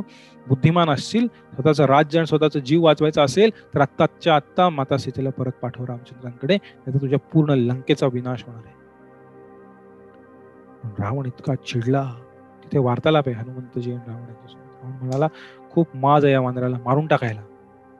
तेव्हा विभीषण म्हणाले, रावण चूक करू नकोस, तो एक दूत आहे, त्याने अपराध केलेला आहे, विध्वंस केलेला आहे वनाचा, पण तो दूत आहे, तो युद्धासाठी नाही आलेला, त्याला मारू शकत नाहीस, त्याला तू शिक्षा कर, पण तू त्याला मारू शकत नाहीस, आक्रमण त्याच्यावर तू केलेलं आहेस. तेव्हा रावणाने थोडासा पॉलिटिकल प्रेशर, सोशल प्रेशरमुळे म्हणाले, ह्याच्या मृत्यूहून मोठी भयानक ह्याला मी दंड देणार आहे. रावणाला, वानराला सर्वात प्रिय त्याची शेपटी आहे, ह्याच्या शेपटीला आग लावा आणि सगळ्या लंकेत त्याची धिंड काढा. हनुमानजींनी त्यांची शेपटी लांब केली आणि खूप मोठं कापड लावून, असं वर्णन आहे, एवढे कापड आणली गेली लंकेतनं आणि एवढं तेल मोठं भरून भरून तेल आणलं गेलं आणि अख्खी शेपटी त्यांची त्या कापडांनी बांधली गेली, तेलामध्ये बुडवली गेली आणि त्या शेपटीला आग लावली गेली. पण काही राक्षसींद्वारे ही बातमी सीतामातांपर्यंत पोहोचली. सीतामाता अग्निदेवांना प्रार्थना करू लागल्या की हे अग्निदेव, हनुमंत एवढे महान भक्त आहेत प्रभू रामचंद्रांचे, त्यांच्यावर असा अत्याचार नाही झाला पाहिजे, त्यांच्या शेपटीला अजिबात दाह देऊ नका. जेव्हा शेपटी पेटली तेव्हा अग्निदेवांनी सीतामातांच्या प्रार्थनेमुळे हनुमंताला गरम अनुभव करण्याऐवजी त्यांना थंड एसी मध्ये बसल्यासारखा शेपटीला अनुभव होत होता हनुमंतांना. हनुमंत विचार करत होते, अरे एवढी माझी शेपटी जळती आहे आणि मला एक चटका लागत नाहीये. तेव्हा त्यांनी डोळे बंद केले आणि त्यांना समजलं की सीतामातांनी प्रार्थना केल्यात माझ्यासाठी. त्या मनातनं सीतामातांना नमस्कार करू लागले हनुमंत. अशा प्रकारे हनुमंतांना साखळदंडाने बांधून पूर्णपणे शेपटी जळत असताना त्यांची लंकेच्या रस्त्याने धिंड काढली जाऊ लागली. हनुमानजी म्हणले चांगलीच गोष्ट आहे, सगळी लंका पाहायला मिळते, कुठं कुठं काय आहे, कोण कुठं राहते, कसं राहते. विभीषणाचा महाल पाहिला त्यांनी, अरे इथे भक्त राहतोय, तिथे आतमधनं राम राम राम. विभीषणांनीच हनुमंतांना वाचवलं होतं, आधी त्यांनी पाहिला होता विभीषणाचा महाल, त्यांनी पाहिला. आणि मग थोडीशी धिंड काढून झाल्यानंतर हनुमानजींनी लंका पाहिल्यानंतर त्यांनी विचार केला, हे अपमानास्पद आहे, प्रभू रामचंद्रांचा अपमान आहे, हा मला काही फरक पडत नाही, पण प्रभू रामचंद्रांचा दूत आणि त्याची अशी धिंड लंकेतनं रस्त्यावर कदापि शक्य नाही. ठाड सगळ्या साखळ्या तोडल्या, कधीच तोडू शकले असते ते, त्यांच्याकडे एवढी प्रचंड शक्ती होती. सगळ्या साखळ्या तोडल्या आणि उंच उडी मारली आणि एका महालाच्या छतावर जाऊन बसले आणि सगळे पाहत बसले राक्षस, अरे हा तर असा सहज उडून गेला, हा मग कशाला बांधून होता इथे इतका वेळ. आणि ते हनुमंत गेले या महालावर, त्या महालावर, त्या महालावर, त्या रावणाच्या महालावर गेले आणि सर्व लंकेला त्यांनी त्यांच्या शेपटीच्या आगीने पूर्ण पेटवून दिली लंका आगीमध्ये. अनेक लोक किंकाळ्या फोडतायत, आरडा ओरडा खूप सारा. विभीषणाचा महाल सोडून सर्व महाल हनुमंतांनी पेटवून दिले लंकेतले. रावणाच्या महालाला सुद्धा आग लावली, सर्व महाल जळत होते, सर्व लोक किंकाळ्या ओढत होते, हजारो लोक मारले गेले, राक्षस मारले गेले. आणि सर्व लंका पेटवून झाल्यानंतर लंकेमधल्या एका उंच अशा मोठ्या एका मनोऱ्यावरती जाऊन, टावरवरती जाऊन हनुमानजी पाहिले बसले आणि ते पाहत होते जळणाऱ्या लंकेचं सर्व रूप. त्यांना खूप आनंद झाला, चांगला धडा शिकवला रावणाला. तेवढ्यात त्यांच्या मनात शंका आली, अरे सीता माता. त्यांनी अशोकवाटीच्या दिशेने नजर टाकली, त्यांनी पाहिलं तिथेही आजूबाजूला सर्व आग होती. आणि त्यांनी विचार केला की सीता मातांना काही झालं असेल तर काय, मी हे काय केलं रागाच्या भरामध्ये. आणि तेवढ्यात त्यांच्या हृदयात भगवंतांच्या कृपेने हे प्रकट झाले की सीतामाता सुरक्षित आहेत. ज्या सीतामातांच्या प्रार्थनेने तुझ्या शेपटीला जर दाह होत नसेल अग्नीचा, तर ती हा अग्नी सीतामातांना काय करू शकेल. आणि असं म्हणून त्यांनी अशोकवाटिकेच्या दिशेने नमस्कार केला सीतामातांना. तिथनं हनुमानजी समुद्रापाशी आले, त्यांनी त्यांची शेपटी विझवली समुद्राच्या पाण्यामध्ये आणि जय श्रीराम म्हणून परत रामेश्वरच्या दिशेने झेप घेतली. आणि हनुमानजींना येताना पाहून अंगद, नल, नील, जांबवान अतिशय खुश झालेले. त्यांनी पाहिलं हनुमानजी येत आहे, हनुमानजी आलेला आहे, हनुमान आलेला आहे, खूप खुश झाले, नाचायला लागले सर्व वानर. त्यांच्या पार्टीमधले हजारो वानर नाचू लागले. आणि हनुमंत येऊन तिथे उतरले आणि हनुमंतांनी झालेली सर्व घटना सर्व वानरांना सांगितले. एवढे खुश झाले सर्व, एवढे खुश झाले, एवढे आनंदित झाले. सर्वजण लगेच तिथनं धावत प्रभू रामचंद्रांकडे गेले आणि तिथे जाऊन प्रभू रामचंद्रांना निरोप सांगितला गेला की हनुमंतांनी अशा प्रकारे झेप घेतली, लंकेत गेले. सर्व कहाणी सीतामातांना भेटले. ती सीतामातांनी सांगितलेली गोष्ट हनुमंतांनी सांगितली, घटना जिथे इंद्रदेवांचा पुत्र काय नाव त्याचं, कावळ्याच्या रूपामध्ये येतो आणि सीतामात्यांवरती आक्रमण करतो, त्यांच्या स्तनांवरती तो चोच मारायचा प्रयत्न करतो. तेव्हा रामचंद्र एक गवताचा काडी त्याच्यावर मंत्रणा करून त्याच्या अंगावरती ब्रह्मास्त्र बनवून त्याला फेकतात. आणि तेव्हा तो सगळं ब्रह्मांड फिरतो, पण ती ब्रह्मास्त्र त्याच्या मागे धावत असते. शेवटी सीतामातेंच्या चरणाशी येऊन आश्रय घेतो. तेव्हा सीतामातांद्वारे त्यांना माफ केलं जातं. प्रभू रामचंद्र म्हणतात की माझा सोडलेला बाण किंवा सोडलेला अस्त्र हा भेद करूनच परत येणार. किंवा त्याचा उजवा डोळा फोडला जातो. जो इंद्रदेवांचा मुलगा होता त्याला अशा प्रकारे धडा शिकवला जातो आणि त्याला माफही केलं जातं. ही कहाणी जेव्हा हनुमंतजी सांगतात तेव्हा रामचंद्र खूप विरहामध्ये सीतामातेच्या रडू लागतात. त्यांच्या नयनातनं अश्रू वाहू लागतात आणि हनुमंत तो चुडामणी प्रभू रामचंद्रांसमोर प्रकट करतात. आणि प्रभू रामचंद्र इतके खुश होतात. हनुमानजींना उचलून प्रभू रामचंद्र त्यांच्या मिठीत घेतात आणि त्यांना म्हणतात की माझ्याकडे ह्याच्याहून दुसरं तुला देण्यासाठी काही नाही हनुमंत. तू एवढं महान कार्य केलेलं आहे, एवढं मोठं कार्य केलेलं आहे, एवढी सेवा केलेली आहेस, ह्याच्याहून मी तुला दुसरं काही देऊ शकत नाही. आणि त्यानंतर सर्व वानर हनुमानजी आणि तर सर्व सुग्रीवाचं एक खूप प्रिय वन होतं मधुवन. त्या मधुवनामध्ये जाऊन पार्टी मिशन अकम्प्लिश्ड सगळे वानर होते. त्या वनामध्ये जाऊन तिथे मध पिणे, फळं खाणे आणि झाडं तोडणे, खेळणे, बागडणे, ते सगळं वन उद्ध्वस्त झालं. सुग्रीवाला समजलं, सुग्रीव चिडला, म्हणलं काय केलं हे सगळं, माझं मधुवन, माझं प्रिय वन सगळं नष्ट केलेलं आहे. पण बाकी जे वरिष्ठ वानर होते त्यांनी सांगितलं सीता सापडली आहे. सुग्रीव म्हणाला, ठीक आहे ठीक आहे. एक छोटं वन माझं नष्ट झालं. ही वानरांची तिथे एक जंगी पार्टी झाली. आणि आता पुढच्या सेवेसाठी सुरुवात या छोट्याशा पार्टी नंतर, की आता प्रभू रामचंद्रांसोबत लंकेला जायचंय. कसं जायचंय माहित नाही, आणि लंकेला जाऊन रावणाचा वध करायचा. आणि प्रभू रामचंद्र त्यांच्या मिठीद्वारे, हनुमंताला दिलेल्या आलिंगनाद्वारे हे सर्व जगाला दाखवून देत आहेत की हनुमंतांसारख्या निस्सीम भक्ताला भगवंत स्वतःला देऊन टाकतात. तसं भागवताच्या दुर्वासा मुनी आणि अंबरीश महाराज यांच्या कथेमध्ये वर्णन आहे. जेव्हा दुर्वास मुनी अंबरीश महाराजांप्रती अपराध करतात, त्यांना मारायचा प्रयत्न करतात, तेव्हा सुदर्शन चक्र त्यांच्या मागे लागतं आणि नारायणांचा आश्रय घेतात ते वैकुंठात जाऊन. तेव्हा नारायण म्हणतात की अहम भक्त पराधीनो, मी भक्तांच्या प्रती पराधीन आहे, भक्तांच्याकडे पराधीन आहे, मी माझ्याकडे काही कंट्रोल नाही आहे, मी स्वतःला माझ्या भक्तांना देऊन टाकलेलं आहे, ते मला नियंत्रण करतात, माझं नियंत्रण करतात. ही अस्वतंत्र इव द्विज, हे ब्राह्मण दुर्वासा, माझ्याकडे माफी मागून उपयोग नाही काही, अंबरीश महाराजांच्या पायावर जाऊन लोळण घाल, तर तुझी माफी होईल. अशा प्रकारे भगवंत स्वतःला भक्तांना देऊन टाकतात, त्यांचे होतात. हे प्रभू रामचंद्र या हनुमंतांना दिलेल्या गळाभेटीतनं आपल्या सर्वांना शिकवत आहेत. तर हनुमंतांसारखी निस्सीम भक्ती असेल, हनुमंतांसारखा दृढ निश्चय असेल, हनुमंतांसारखं चारित्र्यवान संकल्प असेल भगवंतांची भक्ती करण्याचा, तर प्रभू रामचंद्र रमयती इति राम, तो परम आनंद, दिव्य आनंद, आध्यात्मिक आनंद आपल्या सर्वांच्या हृदयामध्ये प्रदान करतील. राम भक्त हनुमान की जय. श्री श्री सीताराम लक्ष्मण हनुमान की जय. हरे कृष्णा. आपल्या सर्वांचे खूप धन्यवाद.